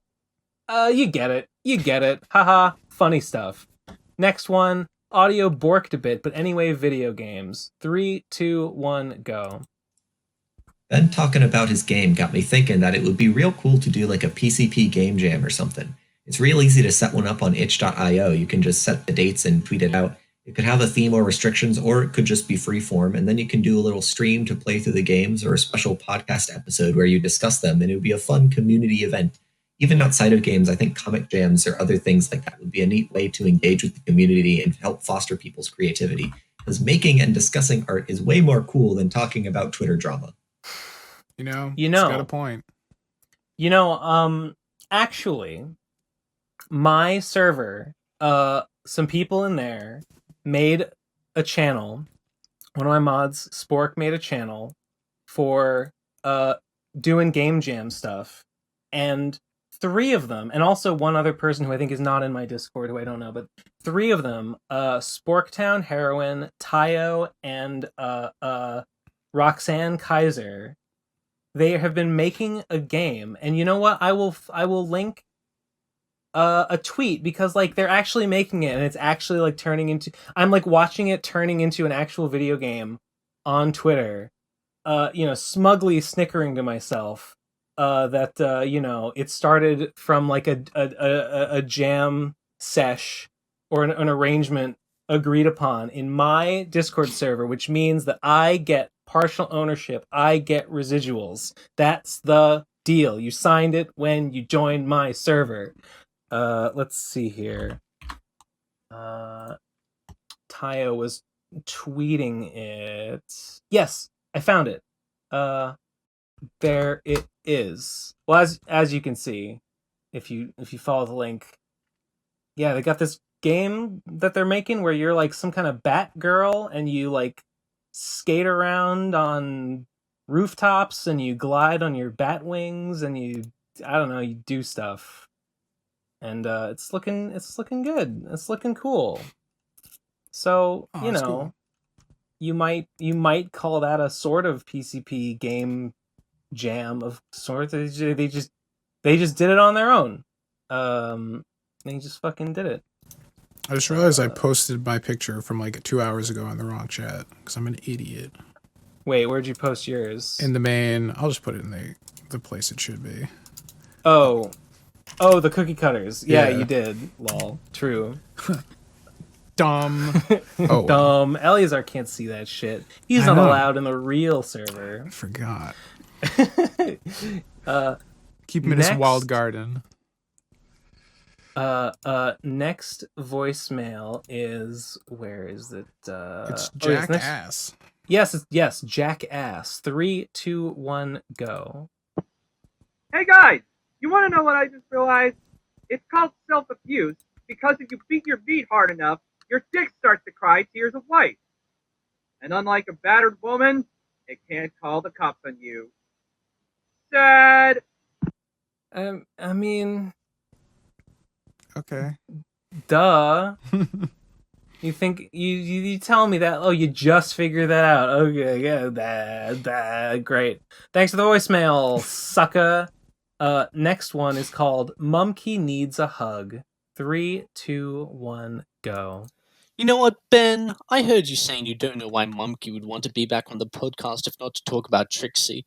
Have you ever considered that maybe he just wants to talk to some goddamn friends? You know, like the PCP was originally meant to be, an excuse for some friends to come together every week and talk to each other to help keep the friendship together? That may not have worked for the vast majority of you guys, but fuck. I'm just sad you don't even seem to consider that angle. Oh, why would Mumkey ever want to hang out with me if not to shit-talk someone we used to be friends with? I mean, believe in the power of friendship, man. I mean, we haven't... What are you talking about? I haven't talked to him in like 2 years. I don't know. I'm not... I hope it's not inflammatory to say I don't really think we're friends. We don't like talk. So I don't know, man. Whatever. Who knows what the future holds, but yeah. I just thought it just seemed obvious that if we were going to talk, that just seems like something that would naturally talk about. But for content, anyone that doesn't know, I asked Mumkey if he wanted to, because nobody else wanted him to be on the show, but I was like, well, I mean, maybe I'll just could record something with him and just talk about Trixie on our own. And he was like, no, I don't want to talk about her. I just want to be back on the show. And I'm like, well, I mean, I get, but no. I was the only one that wanted to do that, and I got outvoted. So I don't know. I don't know if that's gonna happen. And like, why? And why would we do it if we weren't gonna talk about Trixie? It just seems obvious. It would be. Just seems natural. It would be strange. That's the thing I would want to talk about. That's the thing I would want to talk with him about. That would be like the obvious launching point, I guess, right? Yeah, that's what I thought. And that was my plan. I don't know. Anyway, next voicemail is called Sanity Check at the Silent Rave. Joker Socks Optional. 3, 2, 1, go. Bear and I are locked up now at the Clusterfunk Hell Sanatorium. Nothing to do but sing and dance and misbehave at the Clusterfunk Asylum Silent Rave.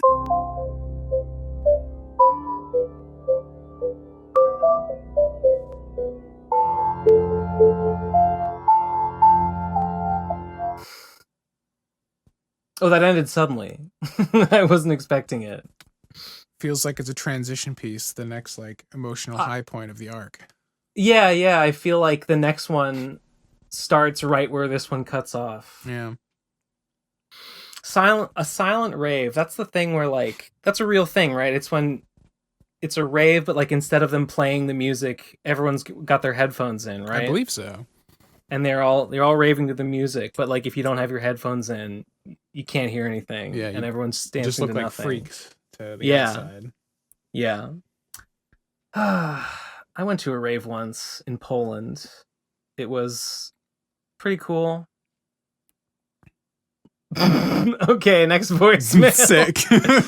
is called Ben, read One Piece, please. Still trying, huh? Really? It took 47 seconds for you to deliver this voicemail? Let's see what you did with that time. 3, 2, 1, go. Okay, hey Ben. Real quick question about Sonic 1 or 2, not like when is it coming out? this time, but I don't really follow all the pony shit.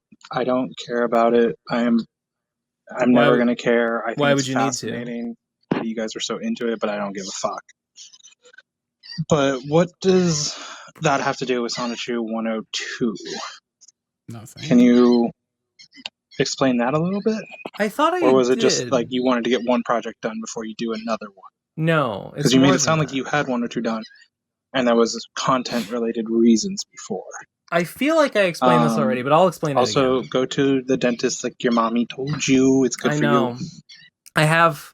Oh god, this freaks me out. Speaking of the dentist, I think I was looking at my teeth the other day, and I think I have a spot on one of my teeth that I think is something called a root carie, which if you Google that, you will find horrifying pictures. Mine is not like that bad, but I think it is like a very early like root carie that I was reading about like treatments for it, and I don't know, maybe I'm hoping it's not as bad, but like, you know, if they get bad, they can like destroy your tooth. You gotta just fucking lose that shit. You gotta fucking root canal that shit, and I'm so fucking scared. Yeah, I've been ignoring my teeth for like a year, and I'm pretty sure I went to the dentist like maybe a year and a half ago, and because I went there because I thought I had a really bad cavity, and they're like, yeah, you have cavities, but you have so many, we can only do half your mouth right now. We'll have to do another one later. And so they did like all these fillings, and then ever since then, for like a year and a half, my mouth's been bleeding almost constantly on the side that they did the fillings, and the other side that they didn't is fine. So I didn't go back because I was like, clearly you just made the problem worse. I don't have, but I've just been ignoring that, which is probably a bad idea. Nothing in my mouth like causes me discomfort or anything. Like I don't have any like pain or irritation or anything like that. So I feel like probably nothing is like super advanced to the point that it's like awful, but I don't know. Googling about root caries really made it sound like never a dire Google any medical issue. It always makes it 10 million times worse, and then you just feel like shit. I'm hoping that was the effect that was going on with that, because it made it sound like if you've got one of these, your tooth is fucking done. You are going under the knife. You gotta cut your whole fucking jaw off. I mean, at that point, I just pull the fucking tooth. I don't give a shit. God, it'd be cheaper, easier. Fuck it. Must just suck to get your tooth pulled, though, right? Like, I've never had a. Sure, it's a bitch. But Jesus. But about Sonichu, yeah, the reason why, it's not just pony shit. My comic, Slime and Punishment, is Sonichu canon. It is official Sonichu canon. It is technically, Sonichu special number. Hold on. It is Sonichu special number 7 or 8, I think. Let me find that out for sure. Sonichu comic. Go down to the chapter listings. Sonichu special number. Yeah. Slime and Punishment is Sonichu special number 7. So in covering the lore of Sonichu, I had to talk about Slime and Punishment, and so I wanted Slime and Punishment to be done before I released that video, and the game is the end of Slime and Punishment. So that is why I wanted to wait to release Sonichu 102, so that all the canon could be out when I talk about it. And that's it. Next voicemail is called A Simple Misunderstanding. 3, 2, 1, go. Hey, Ben. Just wanted to clarify some things. When I said that you would stop being a dumb leftist, I did not mean that you would stop being a leftist altogether. You meant I would stop being dumb. I just meant you would start being a based and history-pilled leftist, because Behind the Bastards is very good and very funny. Well, that makes sense. And you would get a better understanding of why your beliefs are based. That was all. Fair I enough. apologize if that I wasn't Don't specific about that. don't apologize I did to me. not Apologize to that guy. anticipate the misunderstanding. Sorry about that. It's fine. My bad. It's fine. Have It's a great fine. one. Fuck You too, buddy. Yeah. Okay. All right. Love you. Mwah. Mwah, mwah, mwah, mwah. I understand. I get you. Cool. I mean, yeah. It's always more based to know more than to know less. True. I should be more history pilled. I don't. Once in a while, I will listen to like a history podcast or something, and like I like it and it's cool, but I don't do it that often, and so I often am like, I just don't know as much about some things as maybe I ought to. Yeah. Next voicemail is called Autism 101, and oh my god, it's 1:26. This had better be good. 3, 2, 1, go. Hey guys, just wanted to explain some things about autism that you guys seem to have had difficulty last week's talk, because that's kind of frustrating. You guys Okay. didn't know about that, but that's okay. I'm going to try and explain it. Got a lot of things to talk about, so I'll be quick. So, autism. It is in fact two spectrums, because it affects two areas of behavior in humans. And to be autistic, you just have to land somewhere on those two spectrums. It can be very high on one and very low on the other, etc., etc. Those What are two the areas of spectrums? human Okay. development and behavior are the interpersonal communication and ability to socially communicate, and it is the repetitive behavior and limited interest areas of human behavior. So, in essence, autistic people will generally have some inflexibility, be very attached to their routines to various degrees, and they will also have a varying degree of difficulties with interpersonal communication or communication in general. And that's pretty much the basics of what autism is. I hope that was helpful. See you. I love you, Gib. Love you, Ben. Fuck you. I'm out. With all due respect, no, that wasn't very helpful, because like I already said all that. I literally said like all those things last week. I don't get it. What are you trying to clarify here? What about that did I get wrong? I mean, I'm not trying to antagonize you, but I don't get it. I don't get it. What are you correcting me on? What's the problem? I don't know. Thanks for the voicemail. Next one is called Riley is Bad at His Job Part 2. 3, 2, 1, go. All right, so I want to make some clarifications on my voicemail segment, Riley is Bad at His Job, from last week.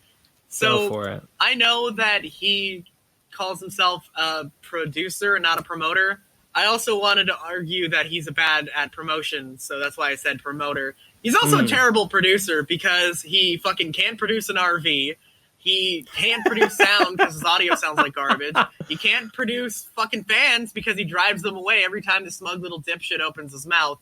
Yeah. So he's also bad at that part of his job. That's fucking true. The Ethan Ralph bit. So what had happened there was, after the fight, both parties agreed to go on the Dick Show and like talk about it. Yeah. Fucking Ethan Ralph called in and he was comparing himself to the Joker, and it was really cringe. People on the Dick Show also hate Ethan Ralph. So, really anybody could have taken it. But Riley chose not to call in. He said he was busy on the Discord thing, even though he was there the entire time. What? And he just looked like an absolute bitch. Why? You'd think that as a hip-hop guy, he'd know that beefing is good for business, but that would imply that he's good at his job, which he's not. They made that whole video yeah. to make beef out of it. PCP forever, Tom will never die, call me back. Okay, that actually, I didn't know that. That actually does really baffle me. Like, it's like the why whole thing wouldn't clout chasing? Like, why would you not chase that clout? Yeah, like, if you're making the video, like, you make the video, it's all about the beef you have. And I mean, the Yig people, like, they love Dick. They love the Dick Show. Like, they want to be on it. They'll go. I don't understand that, and there's like a perfectly good opportunity to go. That actually really throws me, and That I is don't very know what to strange. make of it. It's very. If someone can explain why, I don't agree with a lot of their choices, but if you make the choices that they made, you get in that situation, you make that video about it. Why then? No, I don't want to talk about it. Why would you do that? I don't get it. I don't get it. But yeah, just another reason he's bad at his job. Why? Next voicemail is called "Why You Gotta Assume." 3, 2, 1, go. Why you gotta assume every color's gender, Ben? Always like, thank you, sir. Okay, mister, I think he said. Just say they, nigga. You ain't gotta assume. You're probably right. You're probably right. I have a bad habit of just kind of assuming male by default. Which according to our analytics, you're probably right more often than not. I probably, but I also, I It's feel good like practice. I think I'm becoming less and less probably right with each passing day. Everyone's getting pink pilled, and it's starting to cause an inconvenience for me personally. So I don't like trans people anymore. Is what I'm saying. Oh no! It's funny you say pink pill because I misheard collars as colors, and I was like, did I miss something last week? Yeah. I thought I thought so too. But then I got the context. I was like, oh, collars. Yes. Yeah. No, this caller is right. I probably should just default to they more. I advocate for everyone to do that, but I don't always put my money where my mouth is. They is just the perfect pronoun. More people should use it more often, and I should be the change that I want to see in the world. Abolish all pronouns. They for everything. Yeah, well, all pronouns except that one, because that one's good.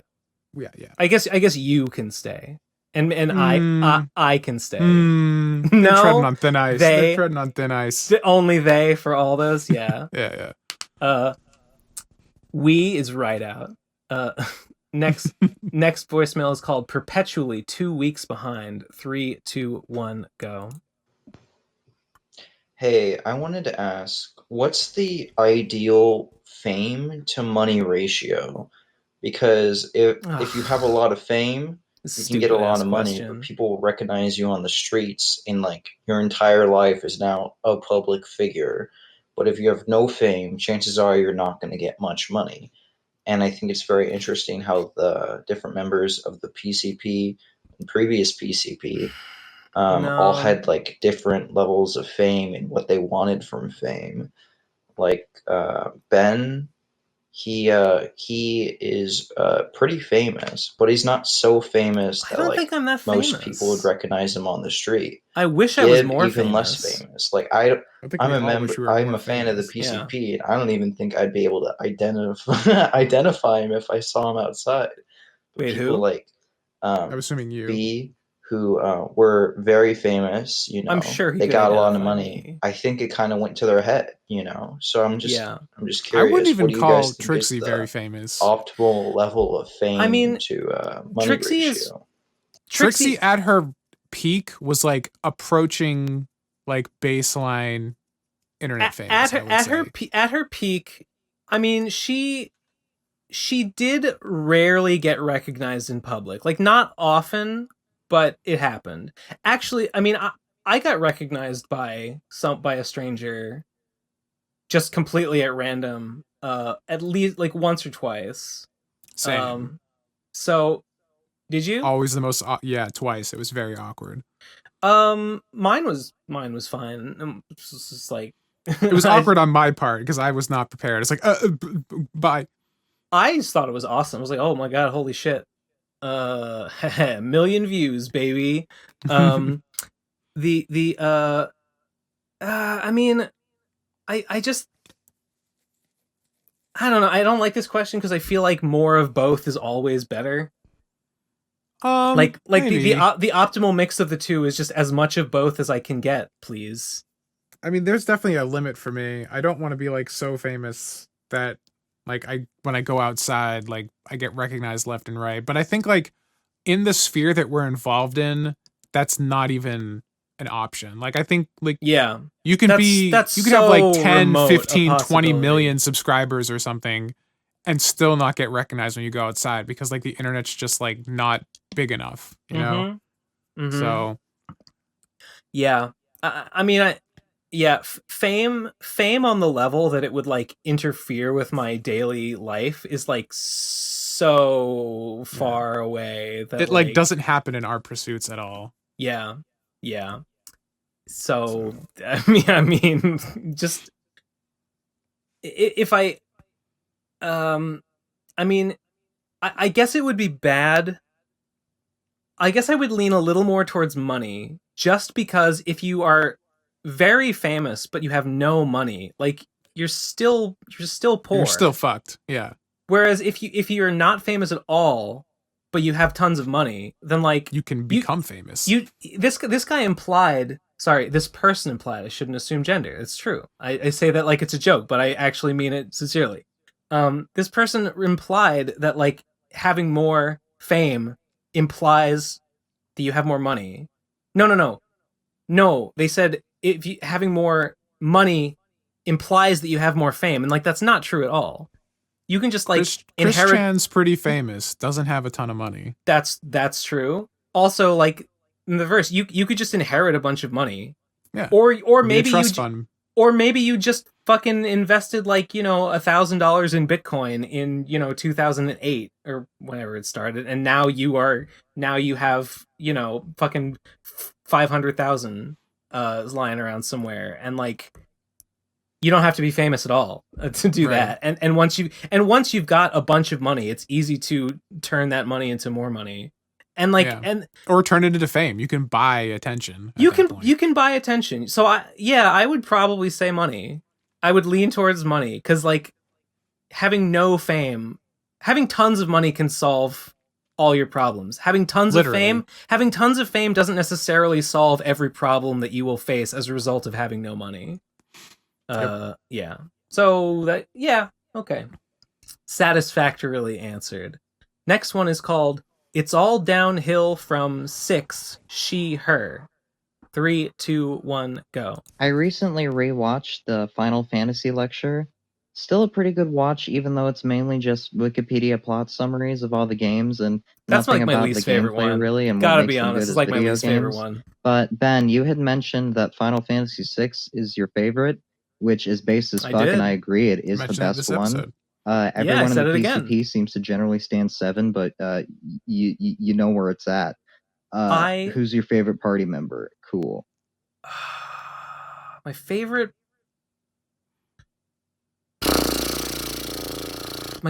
party member. God,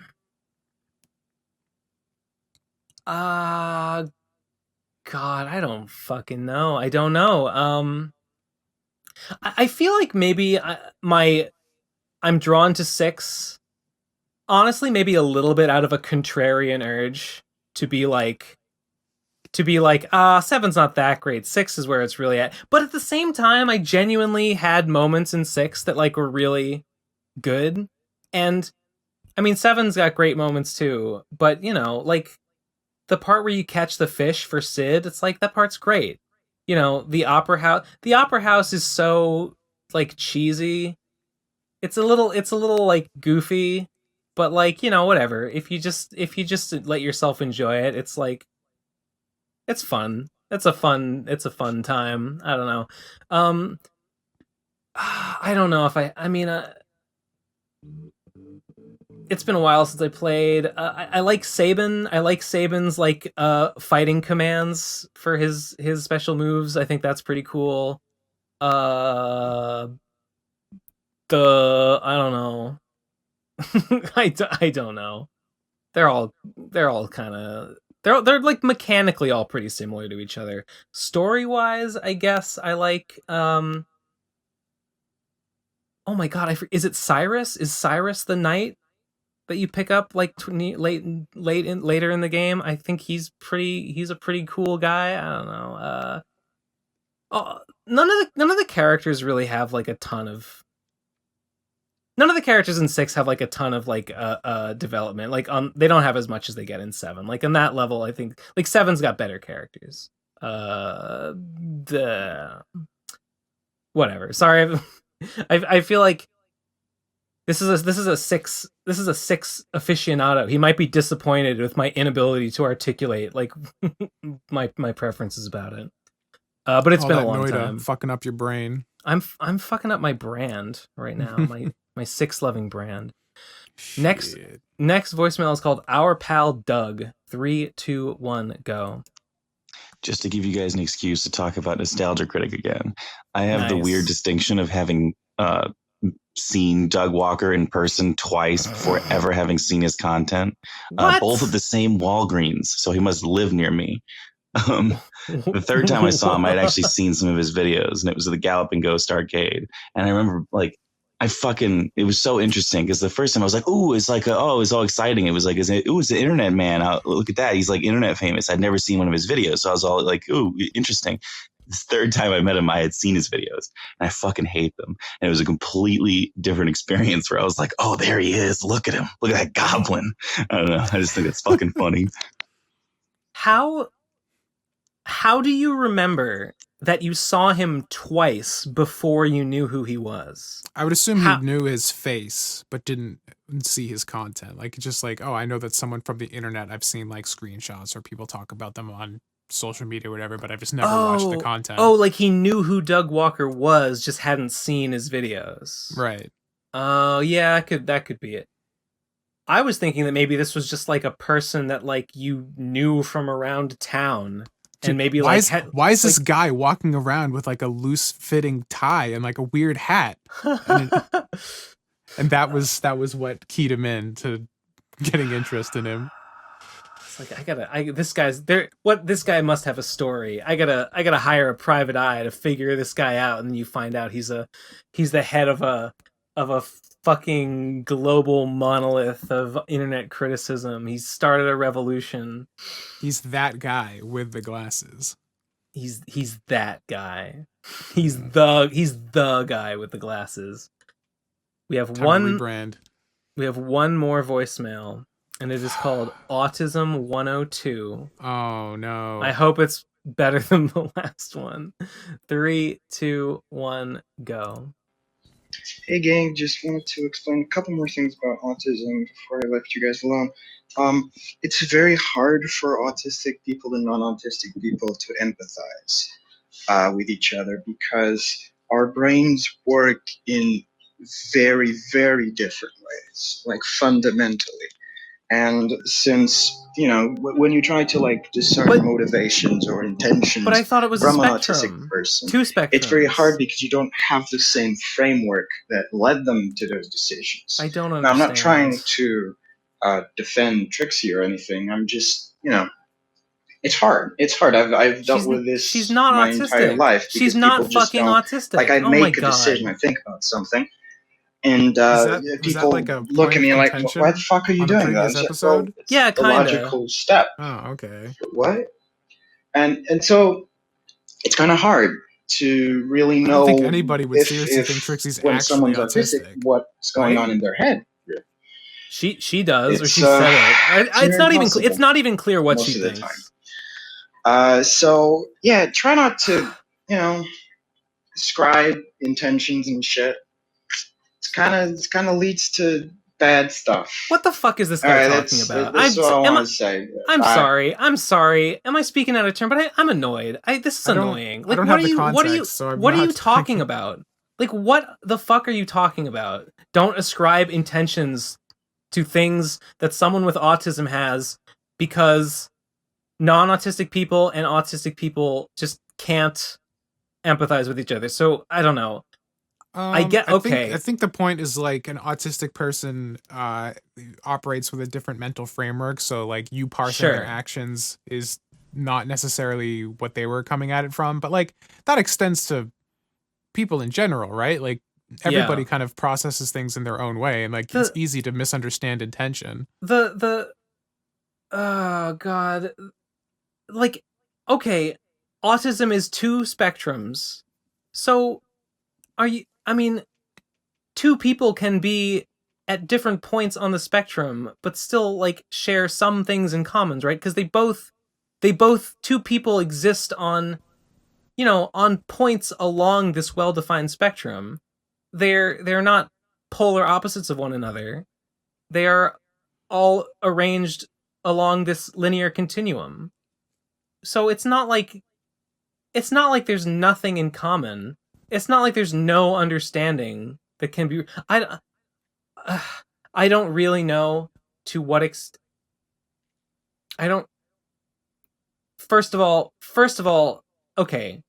Assuming we're talking about someone who is like really profoundly autistic to the point that I like a non-autistic person just can't empathize with them, can't understand the way they think, their motivations. Sure, fair enough. Is Trixie that? No. Is Trixie autistic? No. I know I'm not a doctor. I know maybe she should get diagnosed by a doctor or something before we say that for sure. But that's the point. She hasn't been diagnosed with anything. I mean, even if Trixie was to get diagnosed, like it would be a mild case, like because I mean, like, right? It's not like there's like any sort of like communication barrier there. Like, like on a fundamental level, like we've collaborated, worked on projects for years. Like there's definitely enough of a common barrier there that like I think I'm comfortable saying that to some extent the likes of you and I can ascribe some kind of motivation behind Trixie's actions. I'm pretty sure that we're capable of empathizing at least a little bit with her brain. Right. I don't think the barrier there is impassable. I'm a little annoyed. I'm a little pissed off. I mean, honestly. I would just argue like the voicemail. entire like basis of our friendship going back to like the pony days was that we were all kind of doing similar things and coming at things from a similar angle. That was kind of how our friendship was forged to begin with. So yeah, I don't know. Like I'm being hard on this guy. I mean, I don't think there's anything wrong with making this case. I just don't know if it applies in this particular situation. Well, that's the point. I feel like it nakedly doesn't apply. Like to the point that I'm like confused about what he's even trying to say. Well, again, I'm operating without context of prior episodes, but like obviously we know much more about how Trixie acts and is in person than this person does. The short version is that I guess at some point, or at one or two points in the past, Trixie has talked about being autistic or behaving as though she's like alluded to it, and people were saying, and I said like, actually that's kind of, I said like, that should be diagnosed. You can't self-diagnose that, and some people were like, well, I don't know. It's like, and I know that like it's diagnosed through like a series of questions, so it's not like, I mean, like in theory, if you really understood autism, you wouldn't necessarily have to be a doctor to make like a credible case that like, oh yeah, this person is, far enough along whatever these spectrums. Like, yeah, you could probably like maybe, but you would need at least some level of expertise. You need to be some level of expertise, right? I would say if for no other reason, like you can't objectively give yourself an examination because like your own biases are going to be clouding your own perceptions. Right, that too. Yeah. I said like, you should at least have some level of expertise. You should be at least to diagnose yourself. But yeah, it's probably, even if you are an expert, you shouldn't be able to diagnose yourself, because obviously you're going to be biased about when the subject is you. You can believe it, and you can say like, I resonate a lot with these symptoms, and like I probably have it. But like until you get diagnosed, you can't really say for sure. It's like for a while I thought that I had mild ADHD, but I didn't like say I had ADHD until I got diagnosed by a psychiatrist, and they were like, "Yeah, like here's medication." I made the argument last time that like being autistic, since it's a spectrum, it's kind of like being tall, where like, okay, maybe if you're in the middle of the spectrum and you go to a professional and they do a test, and the result is like, well, you kind of display some autistic traits. It's like, well, okay, so are you autistic then? Maybe. Like, there's not really an answer, but like it's just like any other human-made category where like the category doesn't actually exist. It's just a way of categorizing a sequence of traits and things like that. So like, right. It's all dicey. Yeah. It's all fucking dicey if you really start like hacking away at it. That's a good, well put. Well put. It's a category. It's a line. It's a line that we draw around a certain cluster of traits, and we say we call these traits this thing. If you're like this, you're autistic. But it's like, well, I'm kind of like that, but like I'm not all the way like that, and like I have a little bit like that, but I'm kind of on the edge. That's and I'm sort the of whole at the point border. of saying it's a spectrum in the first place. Right? Yeah.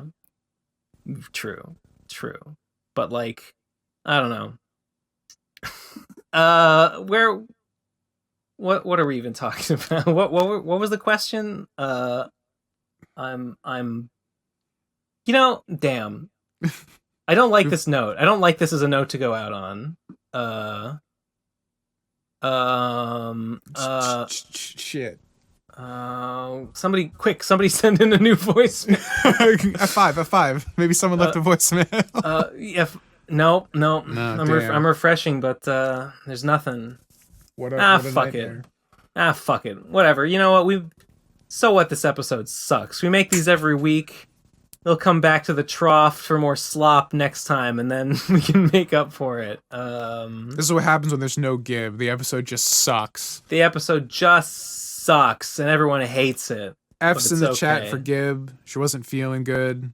Oh yeah, the episode. She said she was feeling sicker than usual today, which is very unfortunate. Because damn, she's been sick for like gotta be like almost a month now, right? Yeah, Jesus, that sucks. Hope it's not her liver or pancreas or whatever the fuck. I don't know. Ooh, gulp. She's coming down with a case of the autism. Yep, it's contagious. Actually, I hear. Oh no, we're all infected then. Trixie got us. She spread it. It's even more contagious than COVID. What were we thinking? And deadlier too. There's no vaccine for that. There's no vaccine for that, baby. Are you vaxxed? Did you get vaxxed? Not yet. Did you see? I got vaxxed. Did I mention on the last episode? Did I get my shot? I wasn't here. I don't remember. Whatever. If I didn't mention it last time, yeah, I got my first shot, and I'm getting another one in 2 to 3 weeks. Gonna be cool. I saw the dev of that game. What game? Clarence's Big Chance. You know that? We talked about that. Sounds familiar. It's the game where you play as like a fat, middle-aged, disgusting slob. Right. Who has fucking tricked his way into getting a date with a hot girl tonight, and he's gotta do his day perfectly so that he can be all set up to have like the perfect date and impress the girl, and he's gotta find computers to like find her files so he can find out like what she likes and like buy her all the right gifts and like answer all her questions in the way that will please her the most so that he can find his true love. Anyway, I saw the dev of that game saying that like the COVID vaccine was really fucking with him, and I said, damn dude, sorry to hear that. Gone bate. And he liked it. He liked my reply to his tweet, so fuck yeah. I thought that was pretty cool. Tobias Cornwall, the guy who got his fucking pineal gland removed because he had brain cancer or something. Oh god. I know, right? I don't like thinking about any of these things. No, it's scary as hell, but he fucking did it, and he's good.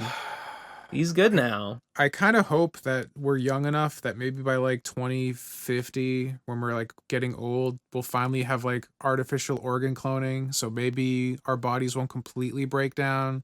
But I feel like that's wishful thinking. I feel like even if they have that, that'll just be reserved for the rich because we'll be in hardcore neo-feudalism by then. Yeah, I mean, thanks for tuning in, everybody. Have a good week. Patreon.com/the Pro Crastinators. speakpipe.com/PCP voicemail. Send us your thoughts on neo-feudalism, baby. If you want to save us from neo-feudalism, $5 a month gets you access to the bonus episodes. We can start pinching our pennies to get our artificial organs so we can keep making these podcasts for decades to come. $5 a month for more artificial organs for your old pals, Ben and Tom. Tom will never die. Make Tom never die at Patreon. Okay, thank you, and good night. Cool. Good stuff. Beautiful. Let's read